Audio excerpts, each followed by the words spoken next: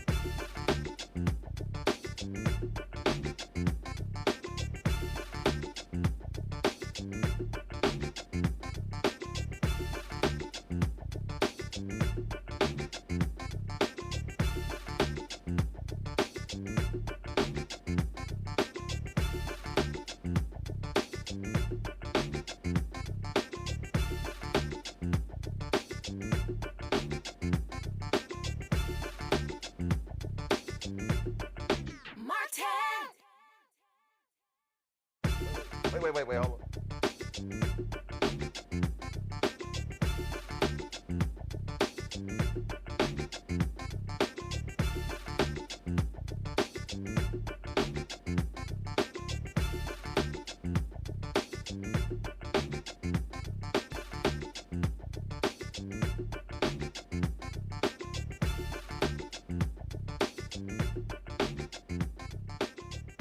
Today is Tuesday, September 23rd, 2025, coming up on Roland Martin Unfiltered, streaming live on the Black Star Network. Trump chickens out and bails on a meeting with Democratic congressional leaders to avoid a government shutdown, calling their demands unserious and ridiculous. Maryland loses more federal jobs due to Donald Trump's federal cuts and lost 2,500 jobs. The second straight month, the state has led the nation in federal job losses. Folks, you're going to love this story. A Memphis High School Band gets banned from performing at a football game. Yeah, a black high school banned by a white school. So the fans showed up with kazoos. Plus, two authors in the studio tonight. First, we'll spotlight a groundbreaking new book chronicling the black family that shaped American architecture. Cheryl McKissack Daniel, author of The Black Family Who Built America, will join us. Plus, businessman Dr. Lamell McMorris' new book, The Power to Persist, talks about lessons of resilience. Folks, it's time to bring the funk on Roland Martin Unfiltered on the Black Star Network. Let's go. He's got it. Whatever the miss, he's on it. Whatever it is, he's got the scoop, the fact, the find. And when it breaks, he's right on time and it's rolling. Best believe he's knowing. Putting it down from sports to news to politics. With entertainment just for kicks, he's rolling. It's on go, roll, y'all. It's Roland Martin, yeah. Rolling with Roland now. He's funky, he's fresh, he's real, the best, you know he's Roland Martin now.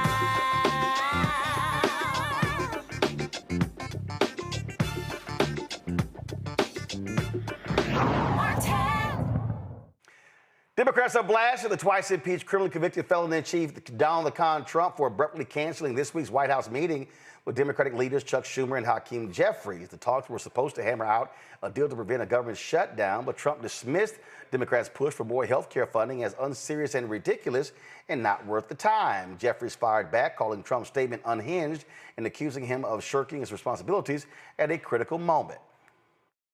The statement that Donald Trump issued today was unhinged, and it related to issues that have nothing to do with the spending bill that is before the Congress and the need to try to avoid a government shutdown. Nothing to do with transgender issues or any of the other wild things from the standpoint of what actually is under discussion in the context of this meeting. Leader Schumer and I sent a letter that we publicly released on Saturday that made clear what the stakes are for the American people. And it related to the Republican health care crisis, the attack on Medicaid, the attack on Medicare, the attack on the Affordable Care Act, the attack on our hospitals, nursing homes, and community-based health clinics, and the attack on medical research. Now, the deadline to avoid the shutdown is September 30th. And so we see all of this back and forth, back and forth, back and forth, back and forth, back and forth, back and forth. All right, let's get into it with our panel. Dr. Mustafa Santiago Ali, former senior advisor for environmental justice at the EPA, he joins us. Also, we of course have Michael Brown, of course, former chair of DNC Finance Committee, as well as DC Councilman, and we got Joe Richardson, civil rights attorney out of LA. All right, Michael, this is real simple. If I'm Schumer and Jeffries, all right, since your punk ass don't want to meet, y'all pass this bill. We ain't lifting a damn finger. That's what you do. It's absolutely what they should do. Frankly, they should have done that in March as well. We know what Senator Schumer, what route he chose to take. But absolutely, I mean, you have no choice. They being Republicans, control the House, the Senate, 1600 Pennsylvania Avenue, which is obviously the White House. So this is their shutdown if it happens. This is their crisis. They refuse to help people in need relative to health care. And frankly, from my standpoint, we, being Democrats, should have added aid to farmers, not just black farmers, but all farmers that are in dire straits because of these tariffs. So that should have been obviously the health care to save millions of people to keep their health care, but also some aid for farmers. But even I know that's not in there now, but absolutely, if they don't meet the demands of Democrats, whatever happens, happens, and it'll be their fault. Nah, damn that, Mustafa. I ain't giving the farmers shit, okay? You know why? Because Trump screwed them 4 years ago, and $25 billion in taxpayer funding went to them same damn farmers. And you know what them farmers did? They voted for Trump. So I'm gonna let their ass enjoy all his pain, and I'm gonna sit here and say, no, farmers ain't getting no bailout if regular, ordinary folk don't get a bailout. Damn that. Well, that's facts right there. That should actually be on a T-shirt because folks really need to take that to heart. You know, Trump can't afford a government shutdown. You know, if we want to talk about it from an economic standpoint, you know, we have an economy that he pushed and pushed to get that interest rate cut because they understood the cliff that was coming and how the economy was trying to get traction. So I remember the 2018-2019 shutdown. We lost about $11 billion, our country did, when that shutdown happens. When he does these different types of things, thinking that he's actually hurting, you know, federal workers and others, he's actually just inflicting more damage onto the economy. So he needs to be really mindful about how he moves. The other thing that goes on when you have these government shutdowns is that it impacts tourism. Now, tourism is already down significantly in our country, and he is going to end up shutting down national parks and a number of other places that people visit.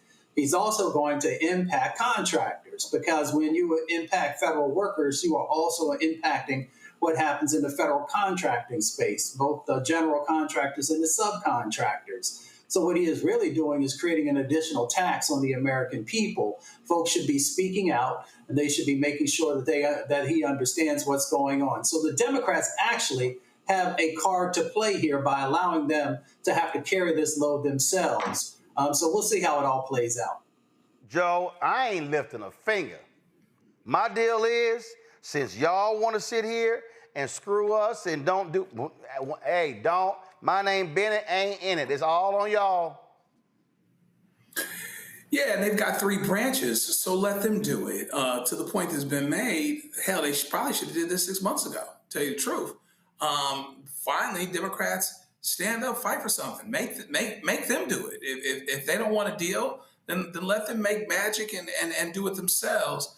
And I think that even on a Democrat's worst day, I would like to think that they don't get the blame for this thing if it has to shut down.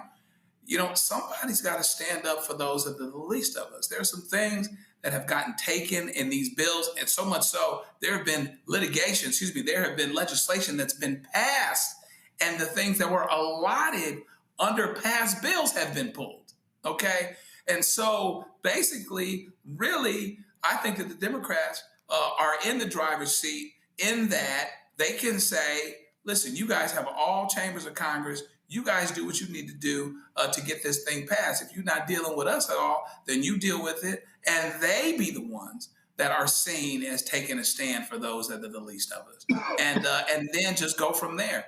But it's frankly about time that they got an opportunity to really stand 10 toes down. So it looks like they're really standing for something, really looks like they're standing for those that are the least of us. And if the government needs to shut down in the meantime, I don't want to minimize that because we all know that that's a big and drastic thing. But if this is where we are, then this is where we are. The worst thing that they could do is act like we're not at this place. If we are at this place, then you let them do it, let them take ownership of it, and let them take blame for it. Yeah, I just don't believe in playing nice.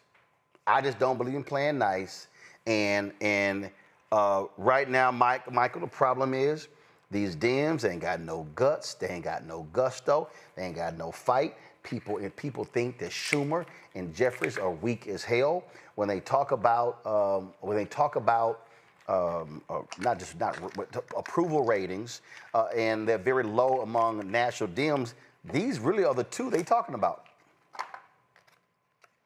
You're absolutely correct, and every time we're on the show, we talk about this, and Well, we'll see what happens when the vote comes in the next couple days, and if folks stand up, then maybe we'll have a different opinion next time we're on. That they stood up.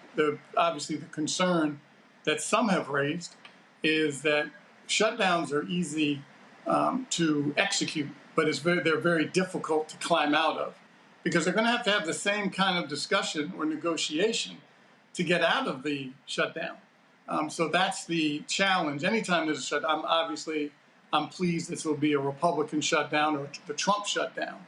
But nonetheless, people will be hurt during a shutdown, and then having to sit down again with Mr. Orange and figure out how to get a deal with him. Because if he tells Speaker Johnson not to meet, if he tells Senator Thorne not to meet and not to negotiate, then we're going to be in this quandary for quite some time. If cooler heads prevailed, they would help the folks who are about to lose their health care. They could come to a deal, do maybe a 7-week extension, and start and just come back. Keep in mind, these CRs are continuing to happen because folks cannot sit down, negotiate, and compromise. So these continuing resolutions are going to continue to happen until the Republicans, frankly, learn that Washington is built and designed to work together and compromise. The president tells them not to work and compromise. This is where we are. Well, I just, when you're dealing with evil people, Mustafa, at some point you got to have some fight in you to say, all right, you don't want to meet? Fine. We're not going to meet. Tell your caucus, no, nobody moves. Nobody does nothing. Nothing. Yeah, I mean, Trump is flexing, right? He figures that he can continue to do what he's always done, which is bully folks. I mean, he loses nothing by sitting down and having a conversation with those two members about health care. He can still continue to do whatever he wants to do, but it just shows that he has no real political acumen. He has no idea about how to actually, move the needle on very serious issues that are happening. So folks should just knuckle up. If he doesn't want to do it, let him go ahead and carry the weight. The American folks will remember who was responsible for the shutdown, but they're also going to remember about these cumulative impacts of that's going on inside their lives. So whether it is, price of food or it's health care or, the environmental issues that are going on, all these things land on Trump's doorstep. And he continues to pile them up. So let him carry the weight for this as well, because he has no idea how to actually help the American people. And that is based upon the actions that he has done, the pieces of legislation that have been of little benefit to the most vulnerable people and even middle-class folks across our country. Final comment, Joe. Yeah, I mean, ditto. Let them do it. Democrats need to work on their messaging anyway, okay? A lot of times we're on the right side of an issue, but the messaging is so poor. We're not going to get around the corner and get over the hump and across the finish line if our messaging isn't what it needs to be. Tighten up this messaging so people understand what's going on and people see it the way that it needs to be seen. And it's the way that aligns to truth. It shouldn't be so hard to make the messaging what it needs to be. Work on the messaging, sit tight, and let what comes. Absolutely. All right, y'all, going to a break. We'll be right back. Roland Martin Unfiltered on the Black Star Network. This week on A Balanced Life with Dr. Jackie, we're talking all things entrepreneurship. Whether you want to jump right in, take a leap of faith, or you've just been thinking about it for a while, we're having a one-on-one candid conversation with Dr. Tierney, our level up coach and YouTuber of the amazing Hey Sugar. So let's talk about entrepreneurship. Before you jump out here, know that it is some work that goes into it. And not necessarily the work in the business itself, but some inner work. That's this week on A Balanced Life with Dr. Jackie on Black Star Network.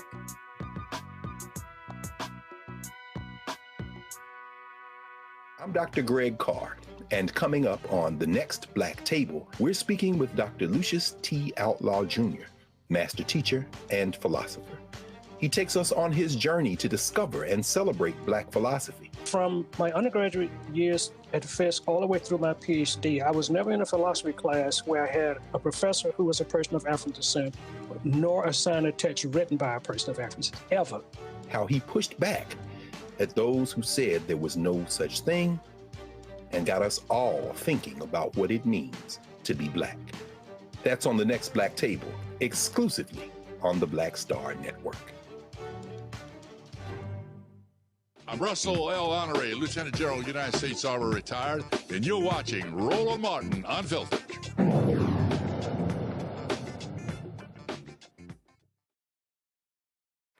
Well, folks, Maryland has lost another 2,500 federal jobs, the second consecutive month they've led the nation in federal job losses. The state's economy is closely linked to the federal workforce. Obviously, when they say the DMV, is D.C., Maryland, and Virginia. According to the Maryland Labor Department, approximately 269,000 residents were employed by the federal government in 2023, with more than 158,000 federal jobs located within the state that year. Come on, let's pull a graphic. The August numbers bring total federal job losses in Maryland to 15,100 since January, when Donald Trump took office and began his push to shrink the federal workforce. Still, since the start of the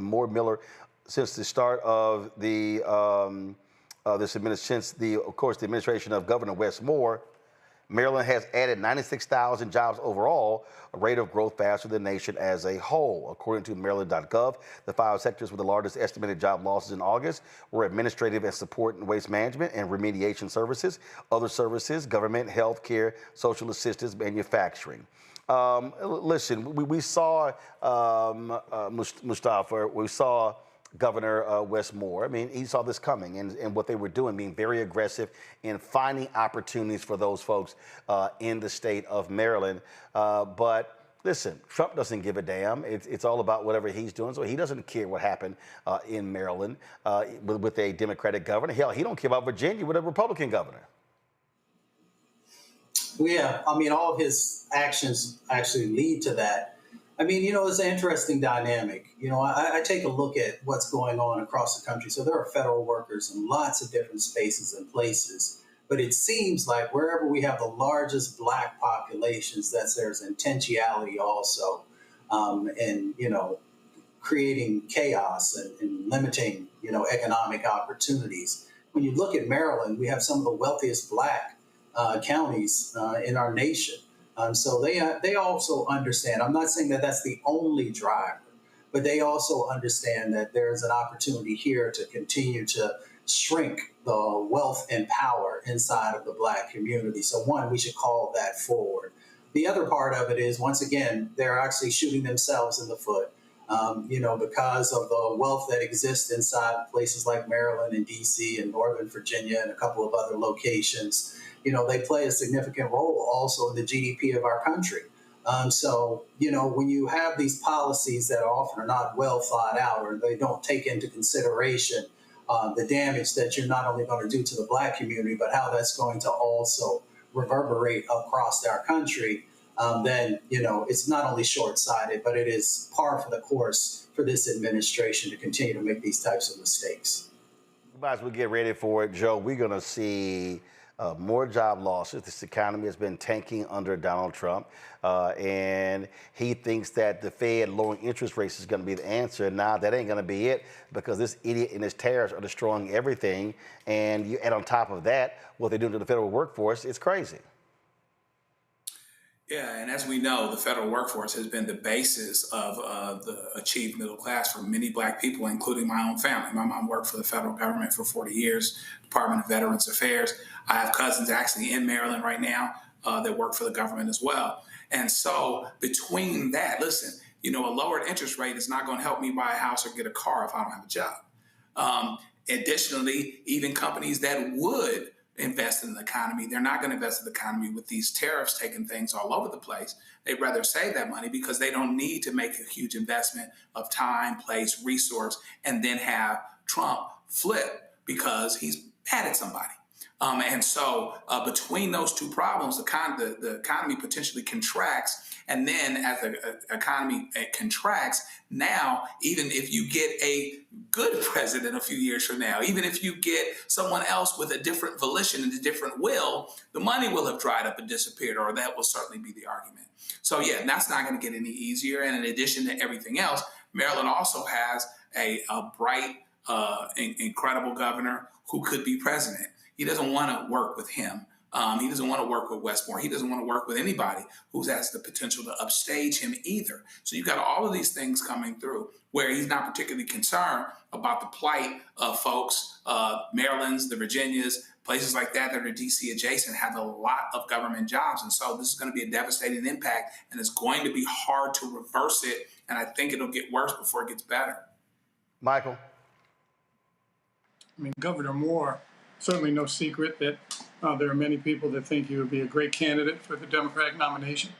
And as Mustafa said, these folks are so calculating relative to who they want to hurt. I know sometimes they overshoot and hurt their own voters. But in this case, it certainly doesn't hurt them to go after a potential candidate in their backyard, in their state, so they can throw these statistics out later for how much job loss there was. Now, obviously Governor Moore will respond and say it's not his fault. He added jobs. And then they wanted to shrink the government unjustly, and that impacted, obviously, Prince George's County, Baltimore County, and other counties around the state of Maryland.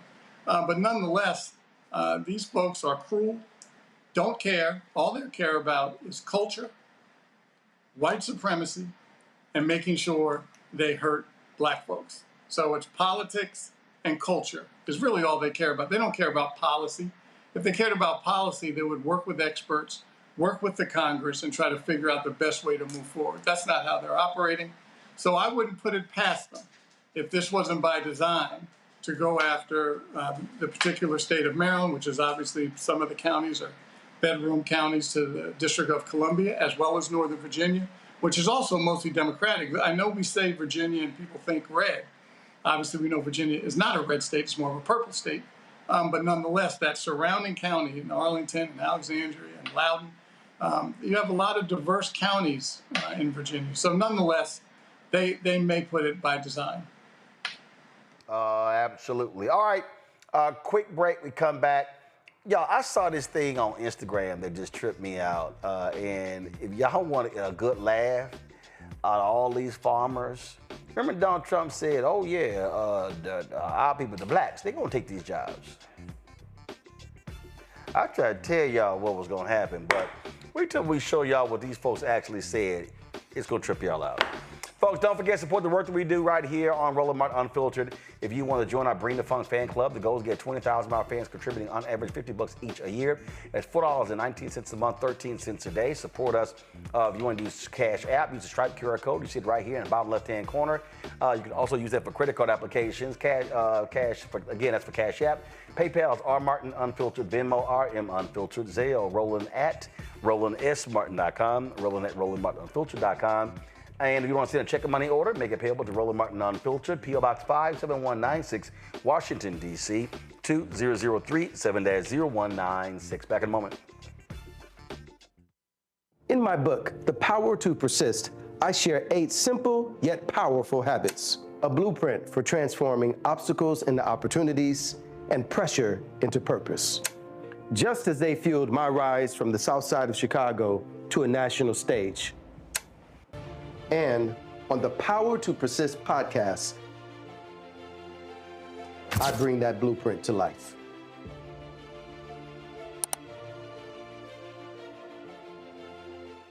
This week on A Balanced Life with Dr. Jackie, we're talking all things entrepreneurship. Whether you want to jump right in, take a leap of faith, or you've just been thinking about it for a while, we're having a one-on-one candid conversation with Dr. Tierney, our level up coach and YouTuber of the amazing Hey Sugar. So let's talk about entrepreneurship. Before you jump out here, know that it is some work that goes into it. And not necessarily the work in the business itself, but some inner work. That's this week on A Balanced Life with Dr. Jackie on Black Star Network.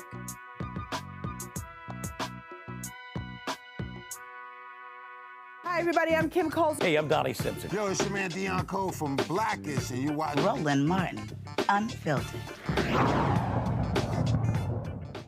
Have y'all seen all of these videos, these farmers whining and complaining about losing their workers and they're not being able to pick their crops? Well, we tried to tell the people it's going to happen. So somebody posted this video on Instagram, and it actually was from 2012. You know, the last time Donald Trump acted a fool when it came to these farmers, I got a kick out of the answers because it sounds like exactly what the farmers are complaining about today. Check this out, y'all. They think the work is so hard until they just turn around and they up and quit. On the farm fields of Alabama, the verdict is in. The state's tough immigration law just isn't working out. They're putting Alabamians back to work in my area.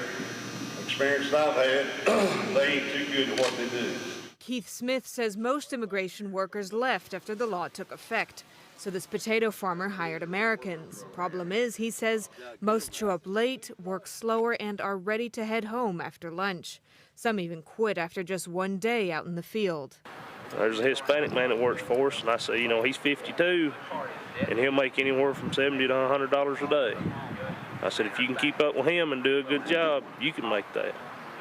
But they're not physically in shape to do it, and, you know, probably not mentally tough enough to do it, some of them. Over on this tomato farm, the story's not much different. The bending over, and if you're not used to working and kneeling down and bending over and constantly up and down all day long is the grueling part of it. It really is. I mean, other than that, it's not any harder than anything else you do. With a 9.9 unemployment rate, Alabama is almost 1% higher than the national average. Tomato farmers say skilled workers can make anywhere from $200 to $300 a day, but unskilled workers make much less. And farmers say many Americans are not physically fit and simply don't work fast enough. It's just going to take body conditioning, mental conditioning, in order to earn enough money to make it worth a day's work. Politicians who support the law say over time more unemployed Americans will fill these jobs. They insist it's still too early to consider the law a failure. Nicole Grether, The Associated Press. See, Joe, the reason I want to run that because I don't know where these people are living. I mean, this whole idea, I love the story there. They do hard work. You got to stand up, bend down, stand up. Then one guy talking about, well, you know, if they work hard, they can make $70 to $100 a day. Folk ain't going to do that. And all of these farmers are now realizing, all of these idiots who voted for Trump, these farmers all over the place, they now are realizing, oh, damn, what the hell were we thinking? Yeah, I mean, that's real talk. I mean, there was a time when we picked them fields out like that. But listen, I'm in Redlands where we've got plenty of citrus farms and you know, oranges to pick or whatever else. And I ain't seen nary a black person out here picking them. Let's keep it real. Some of us don't do that. We are obese as a society. A lot of people don't have the mental fortitude and the physical fortitude to be out here doing some of the things that immigrants do, whether you're talking about being a farm worker, whether you're talking about construction, you know, those types of things. Even Ronald Reagan, who had a whole lot wrong with him, understood that, which is why he did the biggest amnesty program in United States history.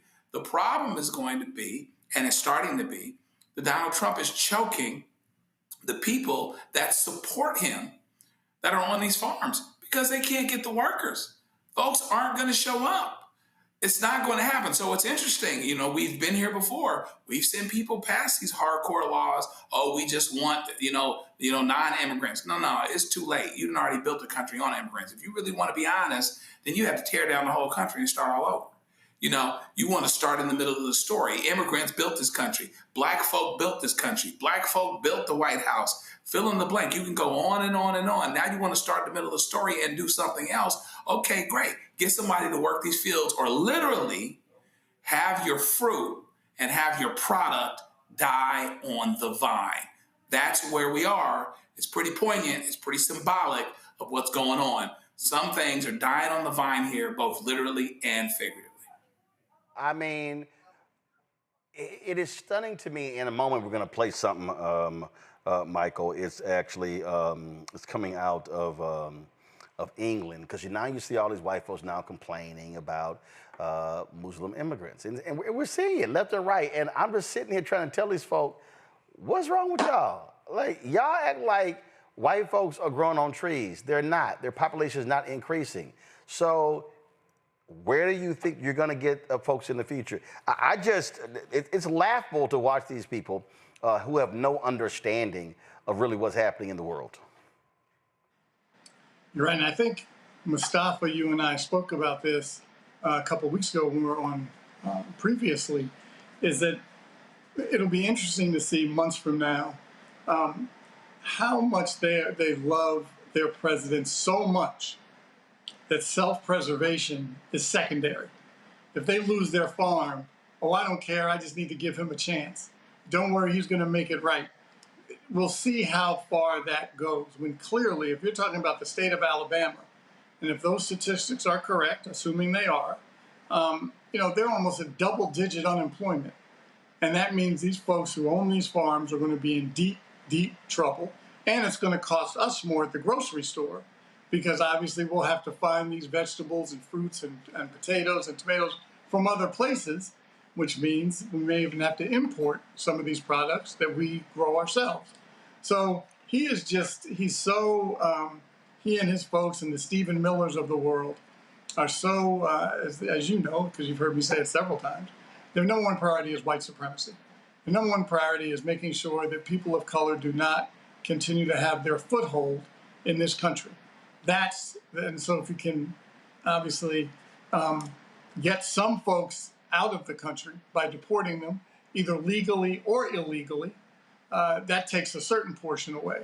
Then if you can drive some of the richest African-American counties in the country and drive folks like that crazy and bankrupt, then maybe you're getting another portion out. If you start to change the rules relative to hiring, then you can push another segment out. And that also, it doesn't just mean people of color. It means women too. And that's where some of these natural ally bases need to come together to stop this guy or stop his agenda, which is why the midterm elections next year are so important.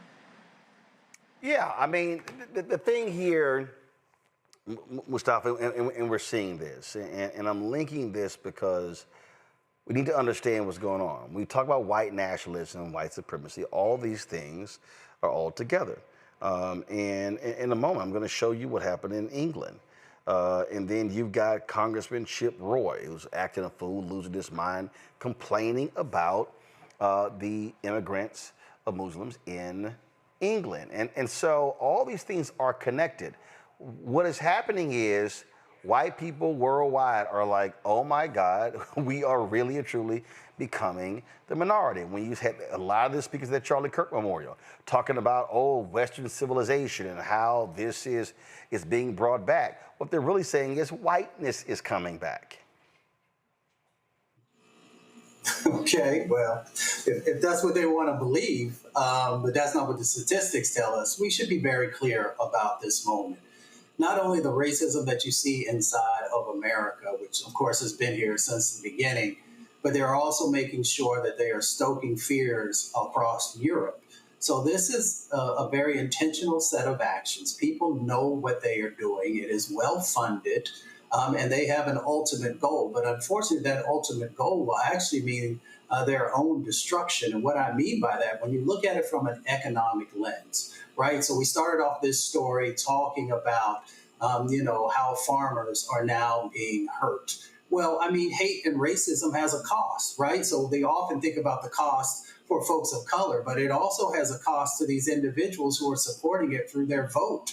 Because, there's a conservative number out there that there are 3 or 4 million farm workers who are out there, not farmers, but the farm workers, the individuals who are actually out there in the fields doing the work, that incredibly difficult work, sometimes in 100-degree temperatures, being exposed to pesticides, all these other types of things. So there's an impact, of course, to those individuals, but you can't get other people because Americans are not going to stand in a field, and I've been there because I work with farm workers. They're not going to allow pesticides to drift across, and they have to breathe those in, or they're not going to work in fields, you know, for 10 hours and get $7 an hour and not have enough water to drink or enough food to eat, all these different types of dynamics that go on. So when you see folks stoking these fears, they're not thinking this through because you don't have the individuals, not through birth or through their interest and actually working for minimal amounts of wage to do this incredibly difficult work. But they fool folks. Wealthy people will fool everyday working class folks into hating individuals who are doing the work that no one else wants to do. And that's the dynamic that's currently going on. And that's why we have to continue to put a spotlight on, one, how difficult this work is and how hate ends up coming back around. It's like a cancer, and it ends up eating up the host who thought that they were going to utilize it to actually, cause pain or to erase other individuals. It ends up erasing everyone. And that's what we have here in this moment. So people need to wake up. You need to wake up. Not only with your vote and make sure you're actually voting for somebody who cares about you and others through humanity, but also is not going to end up devastating you financially because of the hate that they put forward. So we'll see if people wake up. I'm still an optimist. I still hope so. But actions over the last couple of years have left me wondering if my optimism is not well placed. Hell no, you're not waking up. Look, I keep telling y'all what you're seeing here is whiteness left and right. So check out this. This is a white woman in England who is losing her mind because of Muslims being in the country. We're in England. It's a Christian country. I don't want to hear anything about the Quran. More Christians, yeah. And those angels apportioning each one.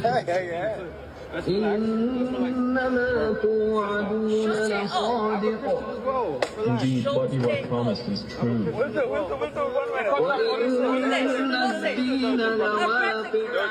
And indeed.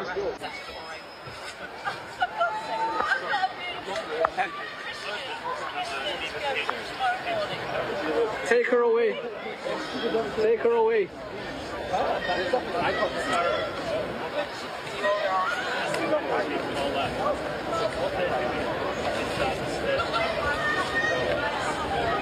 Bruh.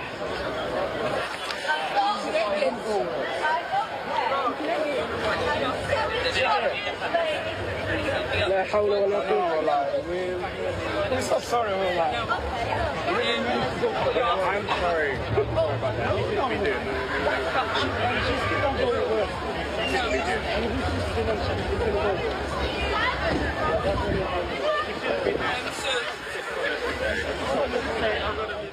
Well, what a bummer. I ain't got no problem seeing her get arrested. All these people on social media with no First Amendment, no. First of all, that's in England. Two, she was accosting them. And this is a Christian nation. I don't want to hear anything about the Quran. I mean, but what that, you're seeing the same reaction to these folks here in the United States. Here's Texas Congressman Chip Roy whining, complaining about something on the floor of the House of Congress. I mean, is anybody paying attention to what's happening in London? I'm going to say it here on the floor of the House and get the scorn of people when I say you've got a massive Muslim takeover of the United Kingdom going on right before our eyes. They would say, Chip, well, what is wrong with that? Well, I've got some pretty strong concerns about Sharia law and whether that'll be forced upon the American people. In this case, the people of the United Kingdom. I've got pretty strong concerns about people who want to see Israel's destruction, who were happy about October 7th, who were elected in the United Kingdom. Some might say that we've seen that here in the United States. What are we going to do about that? We have 51.5 million people who are foreign born in the United States. They have about 20 to 25 million kids. That puts that well over 20-some% of our population. It's the highest such number in the history of our country. People say, well, isn't that great? Is it? Are we teaching people about Western civilization? Are we teaching people about the Constitution, the Bill of Rights, the rule of law? Are we teaching them Western values? Are we teaching them God exists? Are we teaching them the importance of freedom? Or are we teaching an entire generation or two or three to run around complaining about what's wrong and why the entire world is against them because of their skin color, their sex, their supposed gender identity, whatever the hell category we create to make people have an excuse for not just stepping up and achieving the American dream? Oh, Joe, he's so concerned about Sharia law, which is not a thing here. But they have no problem forcing their white Christian nationalist views on other Americans. You want freedom, but you're okay with your guy smashing the Constitution, throwing it away, getting rid of due process, undermining the Constitution at every turn, less freedom, less say, more government control when you used to be anti-government. You know, it's crazy, all this talking out of both sides of your mouth. And it's interesting that you're worried about Britain, worried about London, England. I mean, that didn't have anything to do with us. Not a thing. I'm still waiting on what the connection is there. Meanwhile, back at the ranch, you act like you're worried about freedom going away when your guy's taking freedom. But of course, you're fine with it as long as it contributes to your narrative. You talk about God, but you only talk about it your way. You know, he's from Texas, so he's probably real excited. Everybody's going to start living right because they got the 10 commandments on the door. But you know, if they really understood what was what, they could put the 2 commandments on the door from the New Testament and have it happen faster. But in the event, we can go on and on. But the fact of the matter is, there's this irony here. Because even if you disagree with Republicans back in the day, and when they talked about freedom, though, they weren't talking about, states' rights. They were talking about the government staying out of the way. The government is more involved. The government is more all-encompassing and will continue to become so under Donald Trump. And on top of everything else, it's being used to exact revenge. It's being used to force agendas.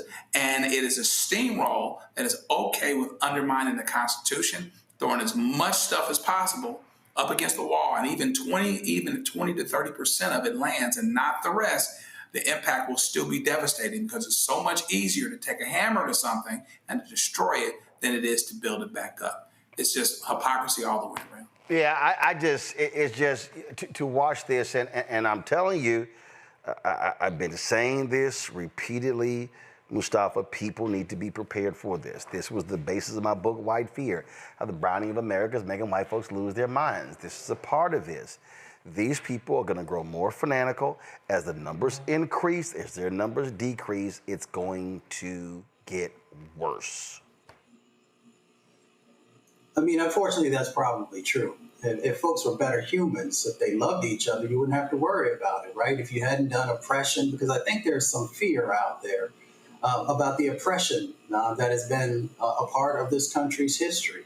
And because of that, they saw how they treated others who were black and brown and indigenous and Asian and Pacific Islander, and we can go on, and how, they were treated. So their fear is that once this country becomes a browner country, that those types of things will, flip, and that they will have to deal with it. But, that has never been for folks of color, how they got down.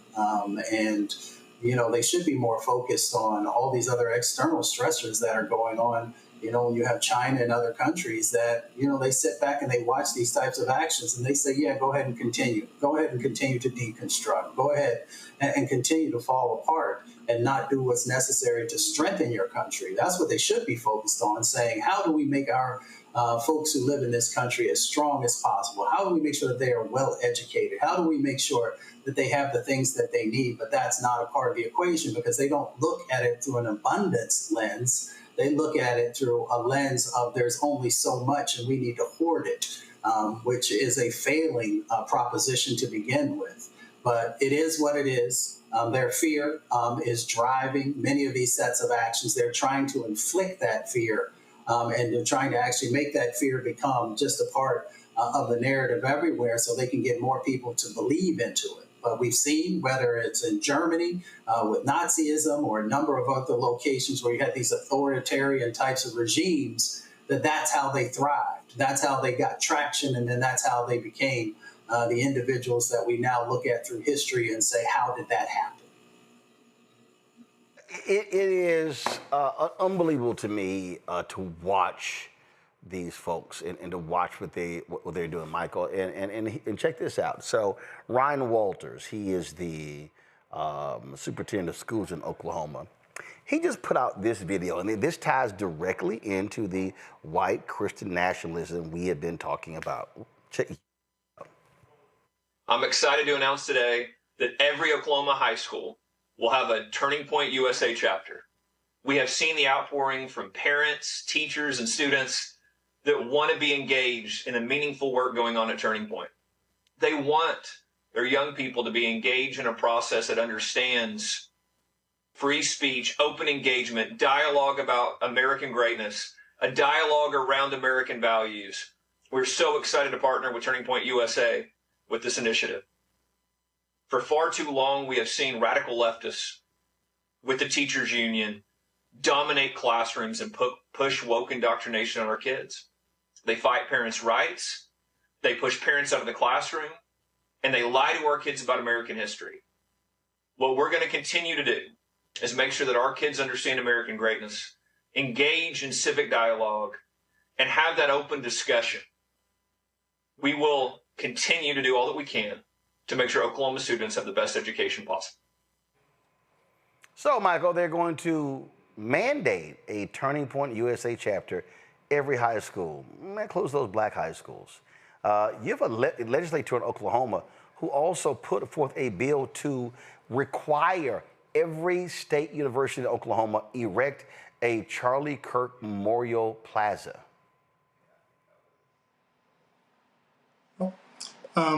I imagine you'll see that possibly in other red states around the country, in particular, obviously ones that are particularly dominated by Republican elected officials.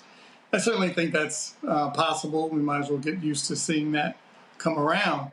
And, coupling that with what we were discussing a second ago, I think it was Mustafa that was talking from your question, Roland. And certainly, at a risk of giving your book, White Fear, a plug, it all started back on the plantation when the families, the enslavers, were concerned that the slaves would band together and rise up against them because there were more slaves than there were family members in the house. But they had the weapons, obviously. They had the law behind them. So when Reverend Nat Turner flipped the script a little bit and did what he did with his movement, that's the concern, leapfrogging 100 and whatever it is, 68 years from then to now. The concern is, back to the Browning of America, are they going to then do to us what we did to them? And that's a legitimate fear. We don't see it that way relative to retribution. I know some people do, but most here. Yes, because the reality is we are far more forgiving than they are. It's not. Look, after Mother Emanuel, how many folks were sitting were forgiving Dylann Roof after what he did, gunning nine black people down? They're not forgiving. So that's what it's all about. So again, what this fear is, they see what's going on. They see their numbers dwindling. They see what's happening. And so what they want you to do is cement white Christian nationalism in every sector of our community. That is why that's the attacks against DEI, the attacks against Black Lives Matter, the attacks when it comes to woke. This is critical race theory. That's where they are. You heard him say, these indoctrination, teaching other history. No, y'all been lying about the history all this time. Correct. And that's what's obviously why elections have consequences. I know we've all heard this term many times, but they absolutely do. Now, in some of these red states where they're ruby red, maybe it'll be a little more difficult. But in some of these other states, giving any kind of quarter to folks, or let's be reasonable and let's let folks have what they need. But if they're going to be preaching white supremacy and direct racist language and rhetoric, then you have to stand up again. Yes, do they have the First Amendment right to say what they want? Of course they do. Did Mr. Kirk have that right? Of course he did.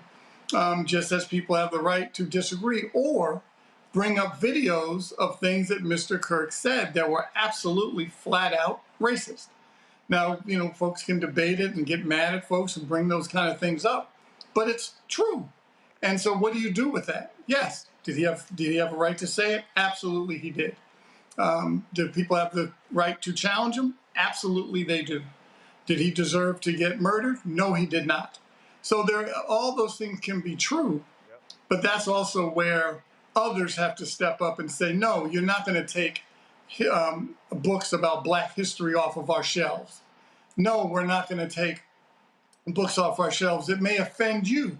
Then you know what? Don't read it. Don't take it off the shelf. Other people may. So those are some of those cultural things that they have baited the Democratic Party in, because we get caught off on these other, going down the rabbit holes on these cultural fights and forgetting about the policy stuff that also matters. I'm not saying don't fight the cultural things, you absolutely have to, but that shouldn't be your only fight during a campaign. You also have to talk about policy that changes people's lives and improves it. But the reality is the cultural battles are there, Mustafa, and at the end of the day, you're gonna have to deal with it. Yeah, you are. And you have to deal with it through the civic process, which is incredibly important. You gotta vote. You've gotta make sure that you're thinking through who you're giving your vote to. You've gotta make sure that resources are going to the places and spaces that need them the most. All these different types of things. And, you know, when they have this conversation about American exceptionalism, I'm like, what could be more exceptional than looking at all the amazing things that Indigenous and Black folks have done inside of this country? So if you truly wanted to have a conversation about the greatness of America, then it has to start with the communities who had all these hurdles that they had to deal with and still were able to do amazing things. So that's, for me, that is the narrative that's there. We've got to continue to bring that forward, but we've also got to continue to be very clear about the fights that have to happen and what are the tools that you have to be able to address not just these egregious actions, but how do we really make sure that this country becomes a 21st century country? I had a conversation earlier today and said it really looks more like a 19th or 20th century country right now based upon how we're moving. So if we're serious about the future, then the work that we're talking about right now is incredibly important. And that means that we're going to have to sacrifice. That means that we have to get focused. That means that we have to build real community. And at the end of the day, we've got to make sure that we're utilizing our vote in a way that helps to make positive change happen. All right, then. Mustafa, Joe, Michael, I certainly appreciate y'all being on today's panel. Gentlemen, thank you so very much. Folks, when we come back, we're going to talk with a book author regarding the role that her family played in the building of America, the architecture of America. We'll talk about the Black family who built America next, right here, Roland Martin Unfiltered on the Black Star Network. In the next hour, we'll also talk with another book author when it comes to how do you overcome resilience coming up from a very, very difficult neighborhood, Southside Chicago, to becoming a highly successful businessman. All that, second hour of Roland Martin Unfiltered on the Black Star Network. Support the work that we do. Join our Brain and Funk fan club. If you want to support that work, please do so by using, if you want to contribute via Cash App, use the Stripe QR code. You see it right here, bottom left-hand corner. If you want to use credit card applications for that as well, you can do so. Also, of course, PayPal is R Martin Unfiltered, Venmo, RM Unfiltered, Zelle, Roland at RolandSMartin.com, Roland at RolandMartinUnfiltered.com, and of course, checks and money order. Checks and money order, make payable to Roland Martin Unfiltered. Send it to P.O. Box 57196, Washington, D.C., 20037-0196. Back in a moment. Anthony. I'm Dr. Greg Carr, and coming up on the next Black Tape, speaking with Dr. Lucius T. Outlaw Jr., master teacher and philosopher. He takes us on his journey to discover and celebrate Black philosophy. From my undergraduate years at Fisk all the way through my PhD, I was never in a philosophy class where I had a professor who was a person of African descent, nor assigned a text written by a person of African descent, ever. How he pushed back at those who said there was no such thing and got us all thinking about what it means to be Black. That's on the next Black Table, exclusively on the Black Star Network. This week on A Balanced Life with Dr. Jackie, we're talking all things entrepreneurship. Whether you want to jump right in, take a leap of faith, or you've just been thinking about it for a while, we're having a one-on-one candid conversation with Dr. Tierney, our level up coach and YouTuber of the amazing Hey Sugar. So let's talk about entrepreneurship. Before you jump out here, know that it is some work that goes into it. And not necessarily the work in the business itself, but some inner work. That's this week on A Balanced Life with Dr. Jackie on Black Star Network.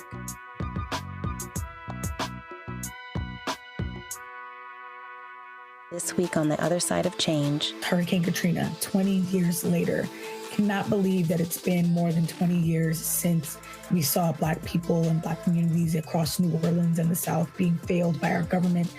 But it's a harrowing lesson. We're going to unpack how race and class intersect in ways and how we need to talk about this government doing more for our communities. Again, you're watching The Other Side of Change only on the Black Star Network. On the next Get Wealthy with me, Deborah Owens, America's Wealth Coach, we talk about the principles of mindset, strategy, and execution. This week, we're adding a fourth, faith. You're going to hear from a mother and daughter duo who are helping thousands of Black women build wealth, all through their faith. You are more than you can ever imagine. Not just obtaining things to show that, but seeing yourself. Making your faith work for you. That's right here on Get Wealthy, only on Black Star Network.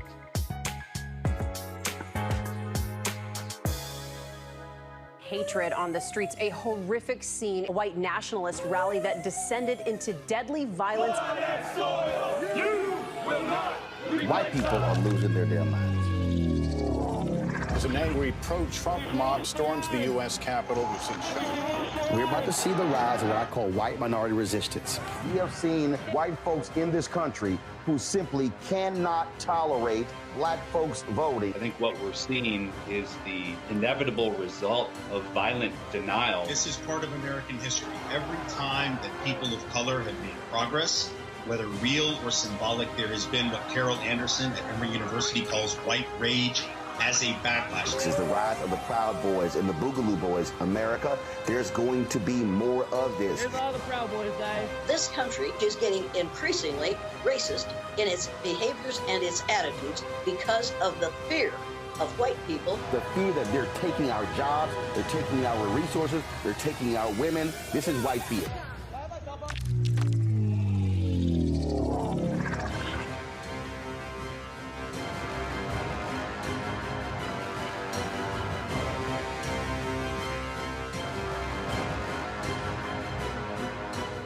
Hi, my name is Freddie Ricks. I'm from Houston, Texas. My name is Sharon Williams. I'm from Dallas, Texas. Right now, I'm rolling with Roland Martin, unfiltered, uncut, unplugged, and undamn believable. You hear me?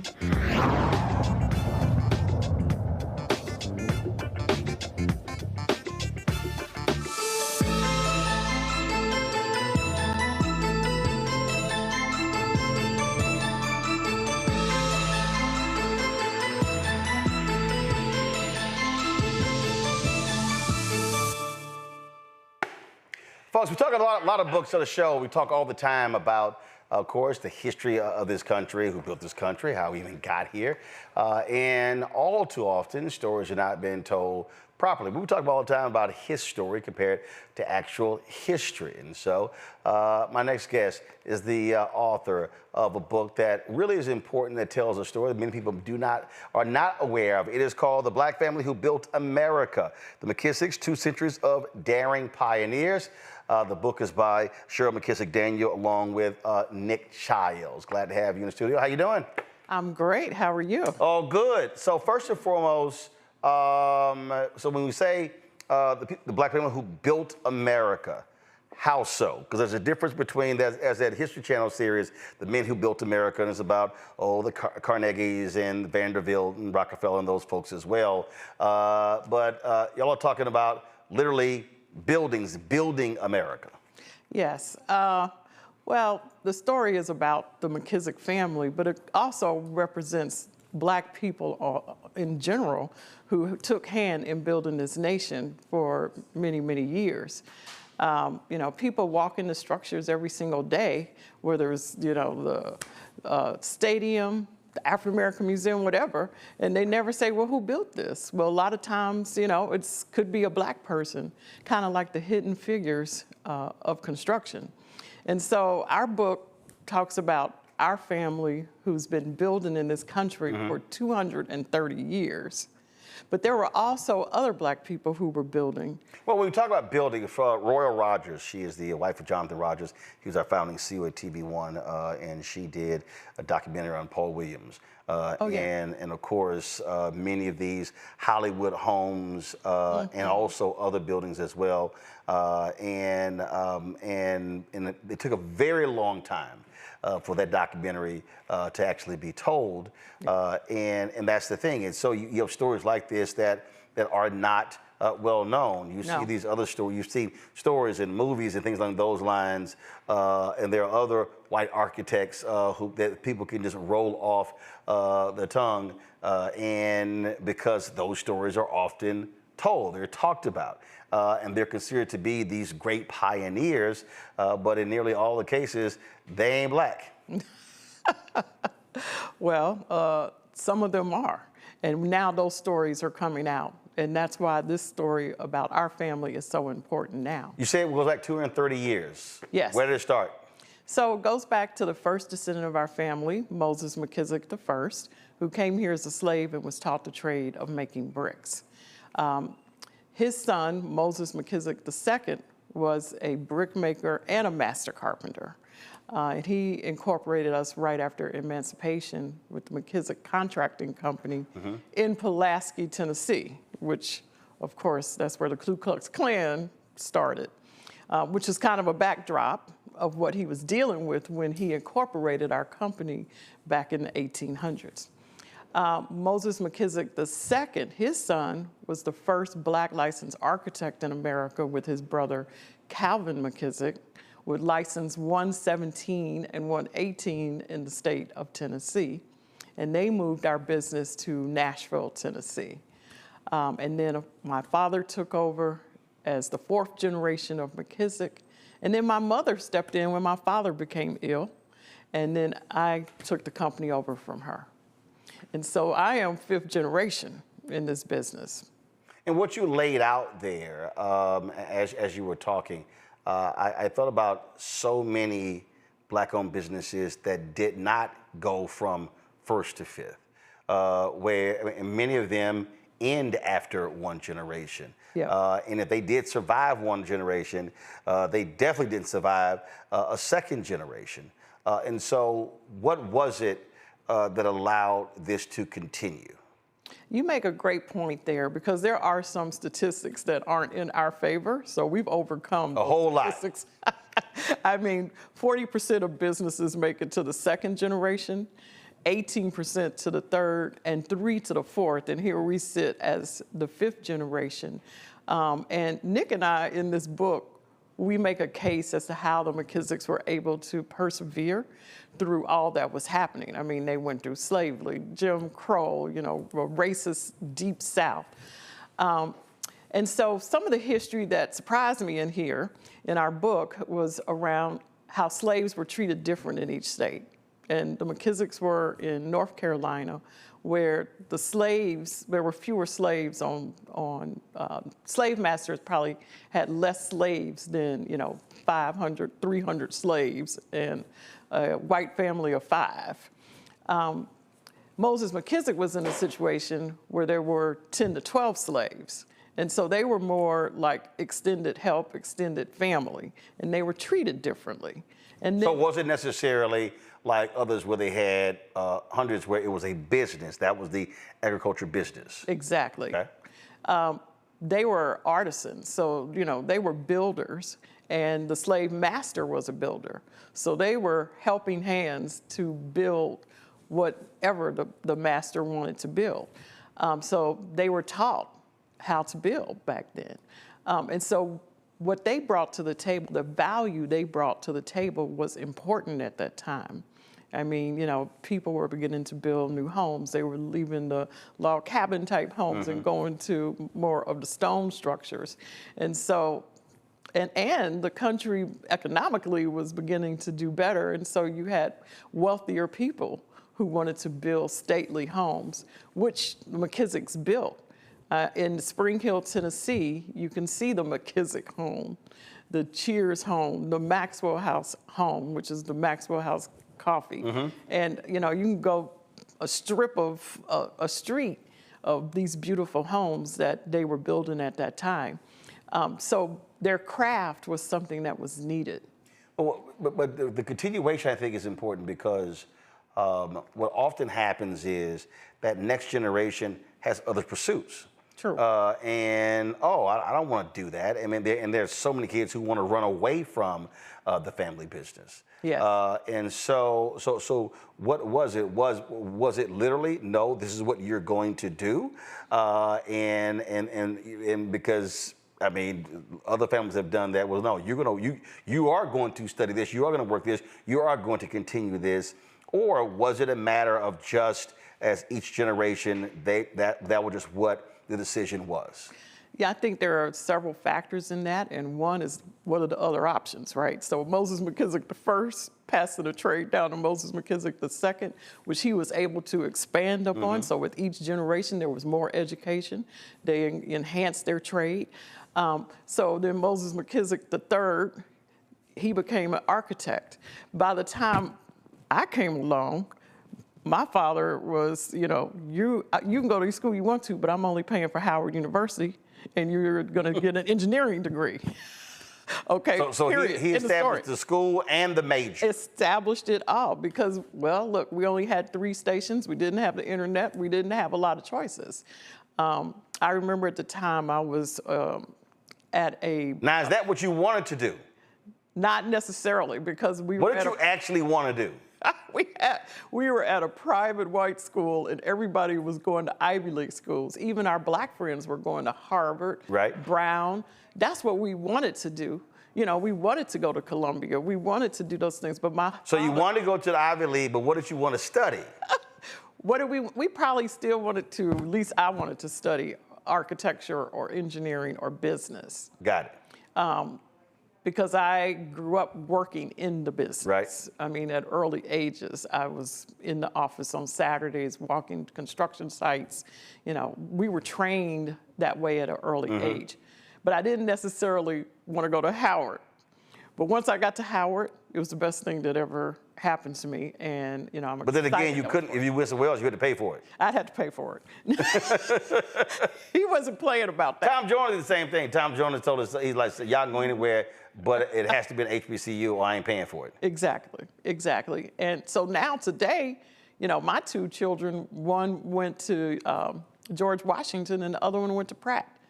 I took them to Howard's campus, tried to talk them into it.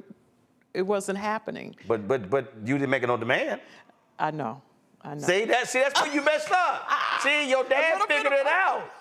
Your dad figured it out. You can't like not make a demand. You gotta say, I ain't supporting nothing. You ain't getting no money. You're gonna be 100% on your own. You figure it out. See? I wish I could put the toothpaste back into the... See, that's the problem. See, the problem is the next generation, y'all go soft. See, that's the problem. See, y'all ain't hardcore. No, we're not. All right, well, are they at least studying architecture, engineering? Or No, they didn't. But they're in the business. And, I remember I rebelled against the business. Once I graduated from Howard, I didn't want to work for the family business. So why? I moved to New York. I didn't want to go to Nashville. And, I wanted to go into a corporation that was much bigger. There was this allure. See, No. But that has to be explained because that literally is what happens all the time. I don't care what the business is. I don't care if it's a catering business, if a grocery business, grocery store business, or whatever. That next generation, in many ways, we're looking down on it, thinking that that's not big enough. It's not glitzy. What my friends are gonna say. They're doing these things. Your peers look down on it too. I mean, I write about that in my book.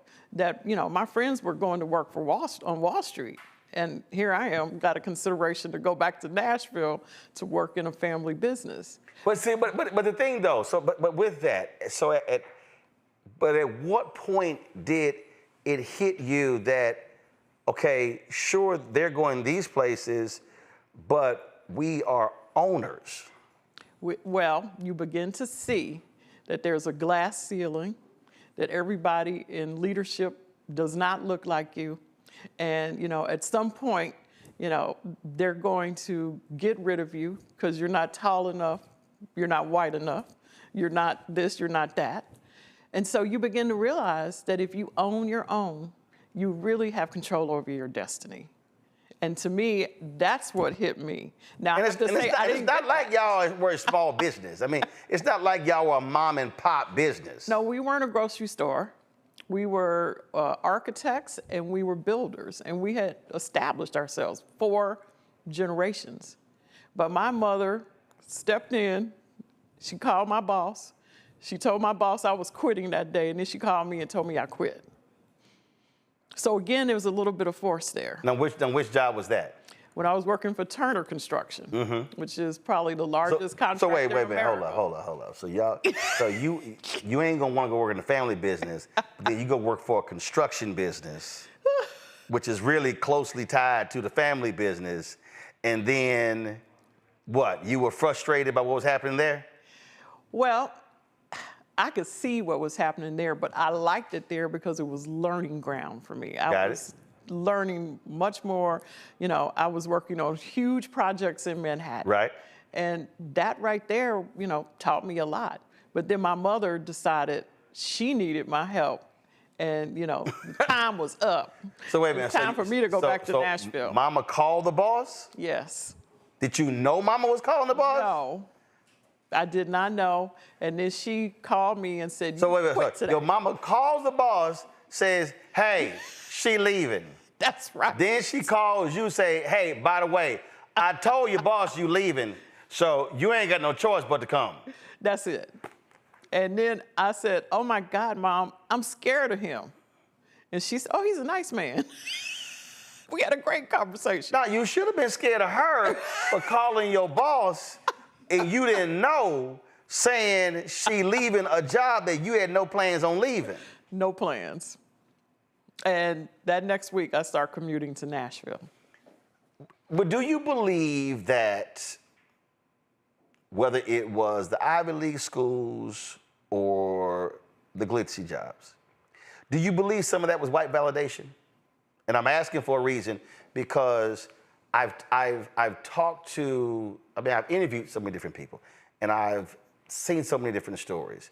And what has been consistent is that even with our businesses, when I go back to the whole looking down on it, you have black children who, oh, that's less than, versus that, whether it's school or whether it's the business. And that thing is real. That thing is real, that what is ours. I was literally did an interview today, and I was telling someone that the power of white supremacy is so deep that the moment we say something is black school, black owned business, many of us automatically go straight to it's second class. Well, I've lived that. I've been running a black business now for over 30 years. So I've lived that. I've had to hire people. I've had to go for projects. I've had to represent. And I get that. I still get that. What do you say to the folk who you do employ who bring that mentality, who come into the door and you know they are moving and acting in a way that they would never do if that was a white company? So that has happened to us several times, that we have gone out for senior leaders and we've used large search firms to bring them in, and they're white. They come in like they're the great hope. They come in as though they have the best ideas. They want to rearrange and change everything that we're doing, especially our culture. And it has not worked for us. We've rejected those people. And so now at McKissack, because we're in the middle of succession planning, we are appointing a whole new leadership in January. We are now appointing people that have been with us for 18, 20 years, who happen to be Black, who understand our culture, who appreciate what they've learned at McKissack, who have seen us grow and were part of that growth over the last 20 years. But yes, of course. Now, and those are white staffers. How did you deal when you had black folks who thought that way? Because see, when I was at TV1, we will often have, I mean, we might be in meetings or whatever, and I had some staffers that were, well, you know, we are a Black network. And I literally said, if I hear any of y'all say it again, you're fired. You will not work on this show if that's your mentality, because I know exactly what that phrase means. Yeah. And I said, I will fire you if you ever say that again. Yeah, I've seen it more with our Black clients. No, I mean, who think the other ice is colder.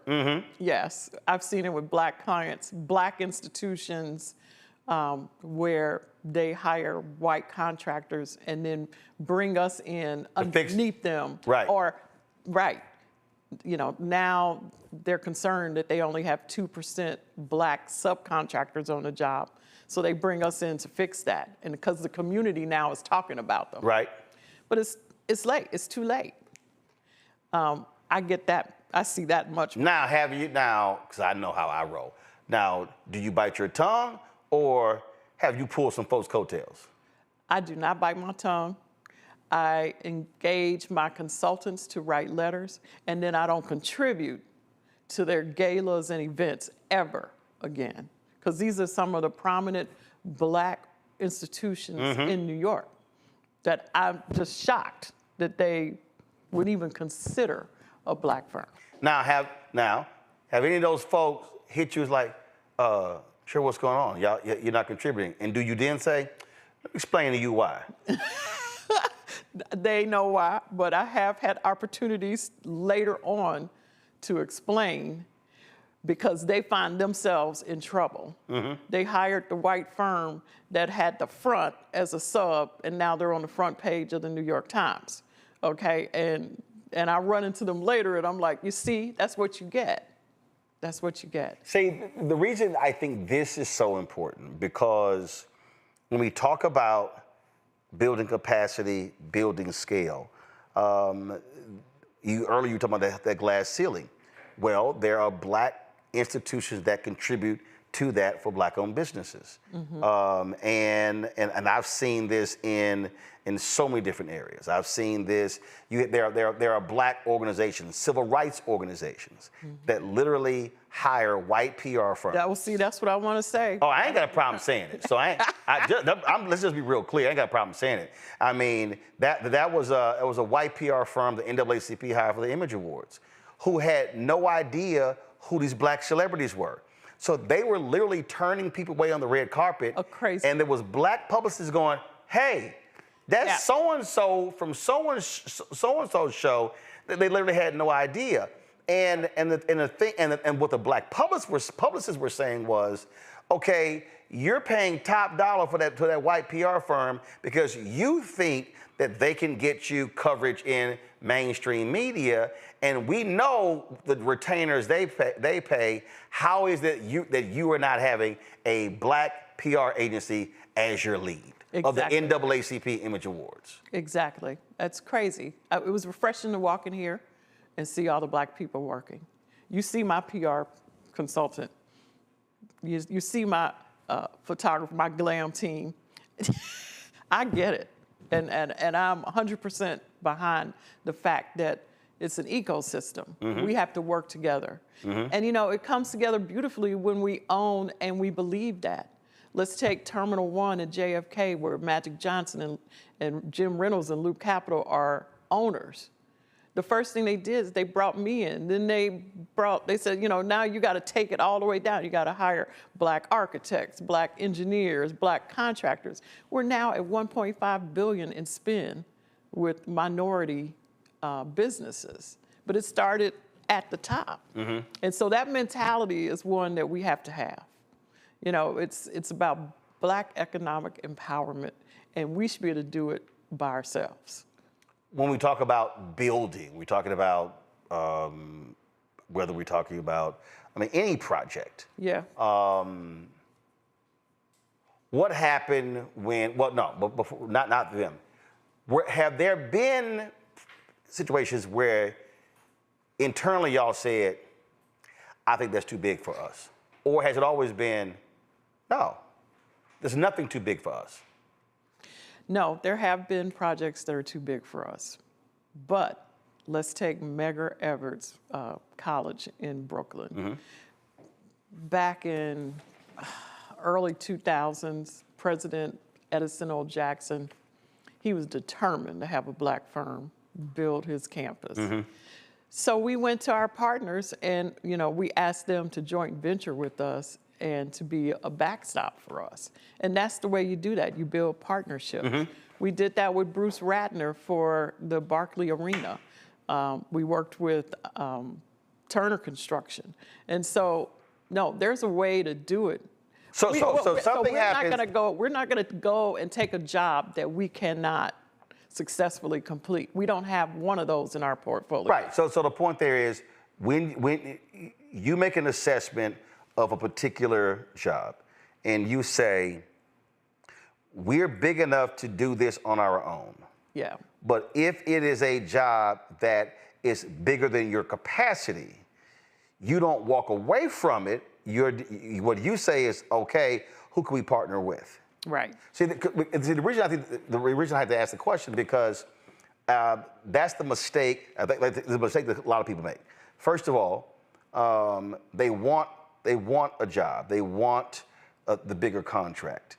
But if you do not have the capacity for that contract, and then you get it, you actually end up hurting yourself because you can't do the high quality job. And then that word spreads around, and you're trying to get to this level, and it may actually knock you lower than where you are right now. It'll take you out. Right. In our business, it could take you out. But the large firms do that. No one wants the risk for an $8 billion project or $4 billion project. So even the large firms team, and they spread that risk around. And so we've been successful at doing that over the years, but we have to educate our client that that's possible. Right. Because the client right away says, oh, it's too big for McKissack. Right. Let's go get the larger firm. And you're like, hey, hold on, don't play me small. Right. Let me make that decision. Right. You said y'all started the new transition in January. Will that be the 6th generation? No, it'll just be a great management team that has been with us for a very long time. And why is that? Because I'm looking at succession. I've been working on succession planning for several years now. And, by 2030, I'd like to cut back on my hours in the office. And so I want to start the succession now. And I'll have 5 years to see it through. I feel succession planning is missing in a lot of family owned. So there were no family members who you said can run this business? Not now, no. Now that's not an easy decision.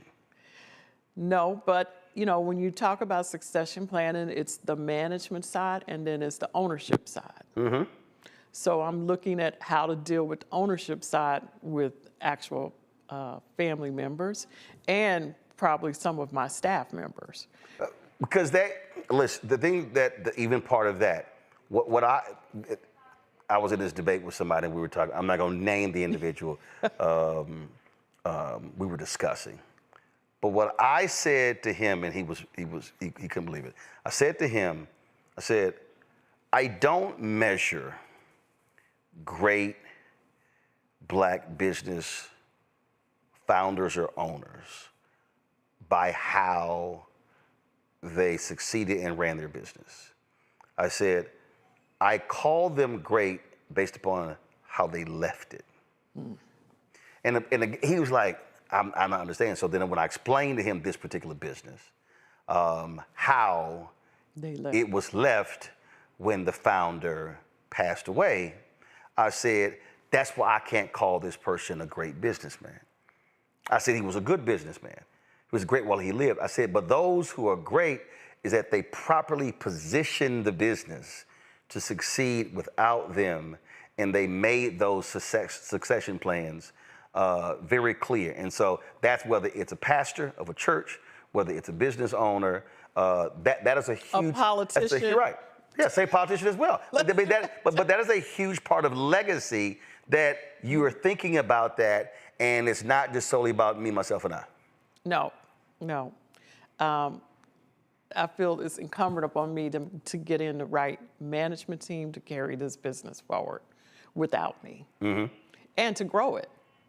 It shouldn't just be on my shoulders. And so I've been working at that for a while. And, I had to take a sabbatical this year for a couple of years. So the management team that I'm putting in place actually started running the company back in February. And we just kept it going. As you know, I'm on a book tour. Well, somebody got to do some work. Somebody's got to do some work. Last question I ask all book authors this, and that is, in the writing of the book and doing the research, what was your wow moment? Was there something that you remembered, or was there something about the research that caused you to go, wow, that was unbelievable, that's crazy? There's a whole chapter on Birth of a Nation. And the movie? The movie. Got it. And, what does that have to do with construction? But it has a lot to do with all Black businesses at that time, because that was when Black businesses who had white patrons had to shift to only have Black patrons, because at that point, just that imagery alone made white people not want to go to Black businesses anymore. And, not only not go to them, just out and out kill us too. Right. Because if you were white and you hated us, this just gave you the license to go ahead and kill. Yeah, Julianne Malveaux talks about that in her research. She said, a lot of people understand, a lot of the lynchings were not tied to some white man speaking to a white person, whatever. It was the jealousy of the success of Black-owned businesses. It was jealousy. That's the root of it.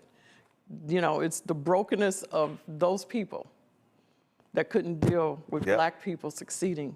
Right. You just left us alone. You segregated, you did everything, had folk enslaved, did all of that, and now you mad because despite all of that, we still rise. Right. We're rooted and we still rise. Right. Well, some things change, some stay the same. Y'all, the book is The Black Family Who Built America, the McKissacks, 2 Centuries of Daring Pioneers. Cheryl McKissack Daniel with Nick Childs. Get the book, folks. Y'all know how we believe about history versus his story. And so that is critically important. And so again, Cheryl, we appreciate it. Thanks a lot. Thank you. Folks, going to go to a break. We come back. We're going to chat with Lamell McMorris, a businessman from Chicago, growing up on the south side of Chicago, to running and owning several different businesses. In his book, he talks about the importance of having resilience. That conversation is next, right here, Roland Martin Unfiltered on the Black Star Network.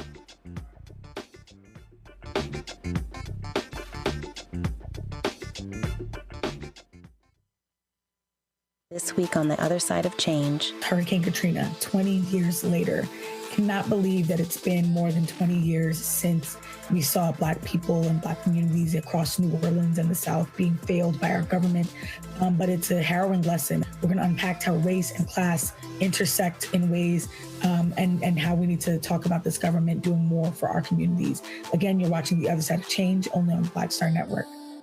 I'm Dr. Greg Carr, and coming up on the next Black Table, we're speaking with Dr. Lucius T. Outlaw Jr., master teacher and philosopher. He takes us on his journey to discover and celebrate Black philosophy. From my undergraduate years at Fisk all the way through my PhD, I was never in a philosophy class where I had a professor who was a person of African descent, nor assigned a text written by a person of African descent, ever. How he pushed back at those who said there was no such thing and got us all thinking about what it means to be Black. That's on the next Black Table, exclusively on the Black Star Network.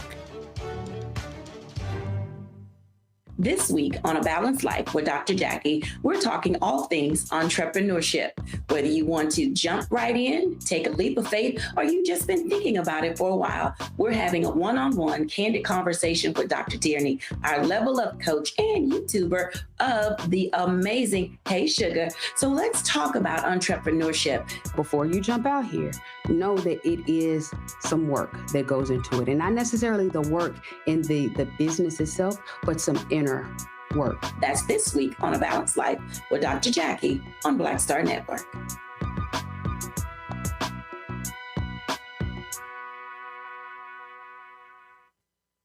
On the next Get Wealthy with me, Deborah Owens, America's Wealth Coach, we talk about the principles of mindset, strategy, and execution. This week, we're adding a fourth, faith.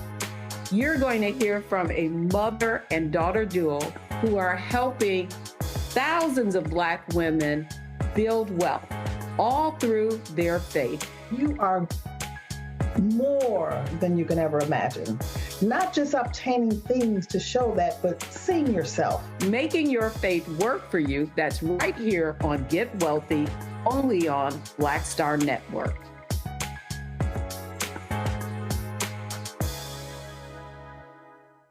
Hatred on the streets, a horrific scene, a white nationalist rally that descended into deadly violence. White people are losing their damn minds. As an angry pro-Trump mob storms the U.S. Capitol, we've seen Shutdown. We're about to see the rise of what I call white minority resistance.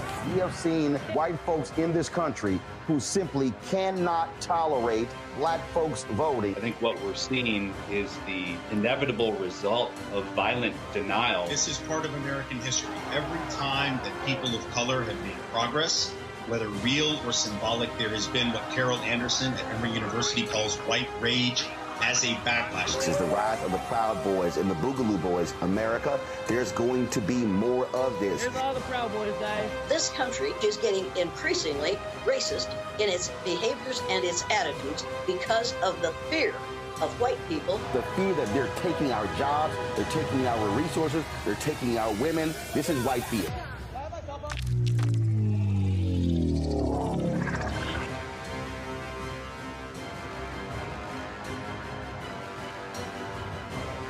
In my book, The Power to Persist, I share 8 simple yet powerful habits, a blueprint for transforming obstacles into opportunities and pressure into purpose.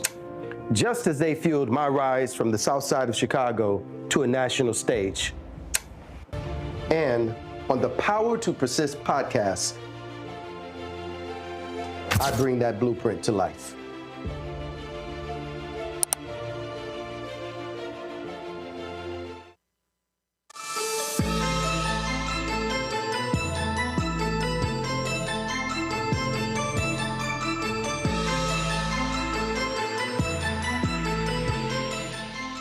Folks, running a business, owning a business is not easy. Starting one is not easy, but that's one thing. But how do you even get there? What do you need to go through? There are a lot of people who have ambitions and dreams to do great things, but they never do because they don't want to take that leap. They're scared. Well, my next author talks about the power of resilience. What does it mean to actually look at your upbringing, and then how do you actually overcome all of that to live the dreams that you want to live? The book is called 8 Simple Habits to Build Lifelong Resilience. First of all, it's called The Power to Persist, 8 Simple Habits to Build Lifelong Resilience. Lamell McMorris is the author of the book. Joins me right now. What's up, 06? How you doing, Fred? All good, all good. I chatted with someone. I did the interview today. Okay. And a brother, we did the interview. It was a great interview. And he was asking me about the show. He's asking me how do we start the show, how we start the network, and what do we have to deal with. And he asked me about fear. And I told him, I said, well, I wasn't scared. I said, I wasn't scared because I said, I wasn't focused on content.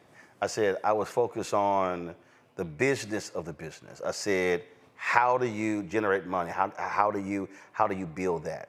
And he was very surprised by that. And I think for a lot of people, we talk about becoming an entrepreneur, becoming a business owner. They are fearful, and I believe they're fearful because of what they don't know, and they haven't taken the time to study, to focus, to understand the business of the business, and then go from there. I think fear is, by the way, first of all, thank you for having me. I appreciate our friendship. This actually is part of what it means to build a business. When people like you give folks like me an opportunity to not just tell our stories, but to talk about our work and our business. So thank you. Appreciate it. Kudos to you for the platform. Fear is actually fuel. It actually becomes part of the energy. Did I wake up this morning as an entrepreneur and a business owner worrying about bills, how I was gonna pay people, how I'm gonna, absolutely. But you don't let that consume you. You actually let that be the fuel that makes you go get it, that makes you go work, that makes you go propel. You don't get caught up in the fear. I describe, Roland, an entrepreneur as someone who goes on top of this nice fancy building, jumps off, and then figures out what's gonna happen on the way down. You jump, you take the leap, but staying in business, building a business is what helps you on the way down figure out how to stay in business. But the fear also for me, again, when we talk about the idea of resilience. Right. You're going to face that. You're going to fail. It's going to happen. You're going to have hardships. And that to me, it ain't simple. And so what I tell folks is that's actually what you have to fortify yourself. How do you prepare yourself every day for that letdown when that contract didn't come through? Man, you were banking on that, and but you already had dreams of what you were going to get, what you were going to do. Yeah. And then now you're depressed and tired. It's like, okay, well, no, now that's done. Now I got to go to the next thing. And that to me is also the difference between the folk who we talk about today, who are highly successful, and those who are not, because they understood I can't let that small setback keep me from trying to get to my dreams. So I mentioned it in the book. I think you know my relationship with Reverend Jesse Jackson Sr. And he has this saying that, look, if you knock me down right now, that's on you. If you come back next week and I'm still down, that's on me. As someone whose business partner walked out, I've been fired. It is at that moment where you have to figure out who you are, you have to figure out whose you are, and you have to come up with a plan. In the book, the habits I talk about are being vulnerable, being agile when the door closes. How do you maneuver? How do you navigate to start something new, to reinvent yourself? We talk about this dogged determination. When I think about Roland Martin and all that he's been through to start up this network that has 1.5 million, but coming from being other situations where that didn't work out so well, we don't stop. We just keep going until we figure out and until we reach the goals we set, until we succeed. See, you have these points. Yeah. And your chapter 3 is work ethic. I just simply believe, out of all of them, that is the most important. And the reason because when young people come to me and they say, oh, if there's one thing, what piece of advice could you give me or to these students or whatever, and to be a great journalist? I said, what I'm about to tell you applies to any job you're going to. I said, you got to have work ethic. No doubt about it. Deion Sanders says, I need those folks who got some dog in them. That's right, he does say. And the thing for me is that's what drives me crazy. Yeah. People who work for me, people who've interned for me, it drives me crazy. I don't care if you've been in this business 3 days, 3 years, or 30 years. I got to see work ethic. I got to see you give a damn and you come in here early and you're putting in the time and you're learning new stuff and you're not just relying on somebody else that you're, no. I'm gonna stay on top of what's happening in the business. To me, that's what separates. No doubt about it. So the journey, by the way, today we are very excited about the fact that, as a first-time author, book coming out today for the first time, September 23rd, we're already an Amazon bestseller, right? But I mention that because we're proud, but, my publisher may get mad at me. When you engage in this process, the publisher has, their plan, right? But then Lamell, the author, has to have his plan. Right. And so you kick in and you do the extra work, you go beyond, and I think part of what we've been able to do, and I talk about network is one of the habits of being resilient in the book. I've gone beyond, above and beyond, and thank God it's now paying off. I'm convinced, Roland, that there are people that are smarter than you and I. There are people that are taller than you and I. There are people that look better than you and I. But I don't think anybody is going to outwork us. And that's the difference. You got to lean into your strength and what you can do best. And the work ethic also, it means that it also is tied to the business. Yes. So a guy stopped me and he said, man, you carry your own stuff? Yeah. Oh, yeah. You don't have somebody who does this stuff? Oh, yeah. You talk about somebody who didn't want to open their mail. Yeah. And I'm like, yeah. I said, here's what you don't understand. I said, why am I said, let's run the numbers. Yeah. I said, it takes me 15 minutes to set my stuff up. Why am I going to pay somebody a full day rate? Yeah. An airline ticket? Yeah. A hotel? Yeah. A per diem to do what I can literally set up in 15 minutes? I said, that's a dumb business move. Well, you know this because, first of all, servants of all, we shall transcend all. It's hard to lead from behind. That's for all of y'all Omegas, Kappas, Iotas, and Sigmas. It's two of them in that control room. They know. Yeah. It's hard to lead from behind. And that Delta too. Yeah, you know. Yeah. And I think that the first step towards leadership is to first be a good servant. Dr. King said that everyone can lead because everyone can serve. Right. You don't have to have a college degree. You don't have to have your PhD. You don't have to understand. Or you don't have to have a title. You don't have to have a title. And what people don't recognize is, everybody sees, and this is what I love about being here in your studio. Everybody sees the glory. Everybody sees the results, but people don't focus on the story. Mm-hmm. The story, what people don't see you do, carrying your own stuff. I've been with you, carrying your own stuff, setting up your own equipment. You can't you can't skip over the story. You cannot skip over the work part in order to get to this part. You grew up in Chicago. South side of Chicago. What did you see? Or did someone else see what you're doing now and said, no, this is what you're going to do? It's a combination of both. I'm clearly the result of a lot of people pouring into me, my mom, my family, mentors, etc. But there's an old gospel song that I really didn't understand until later in life, and it says, something within me.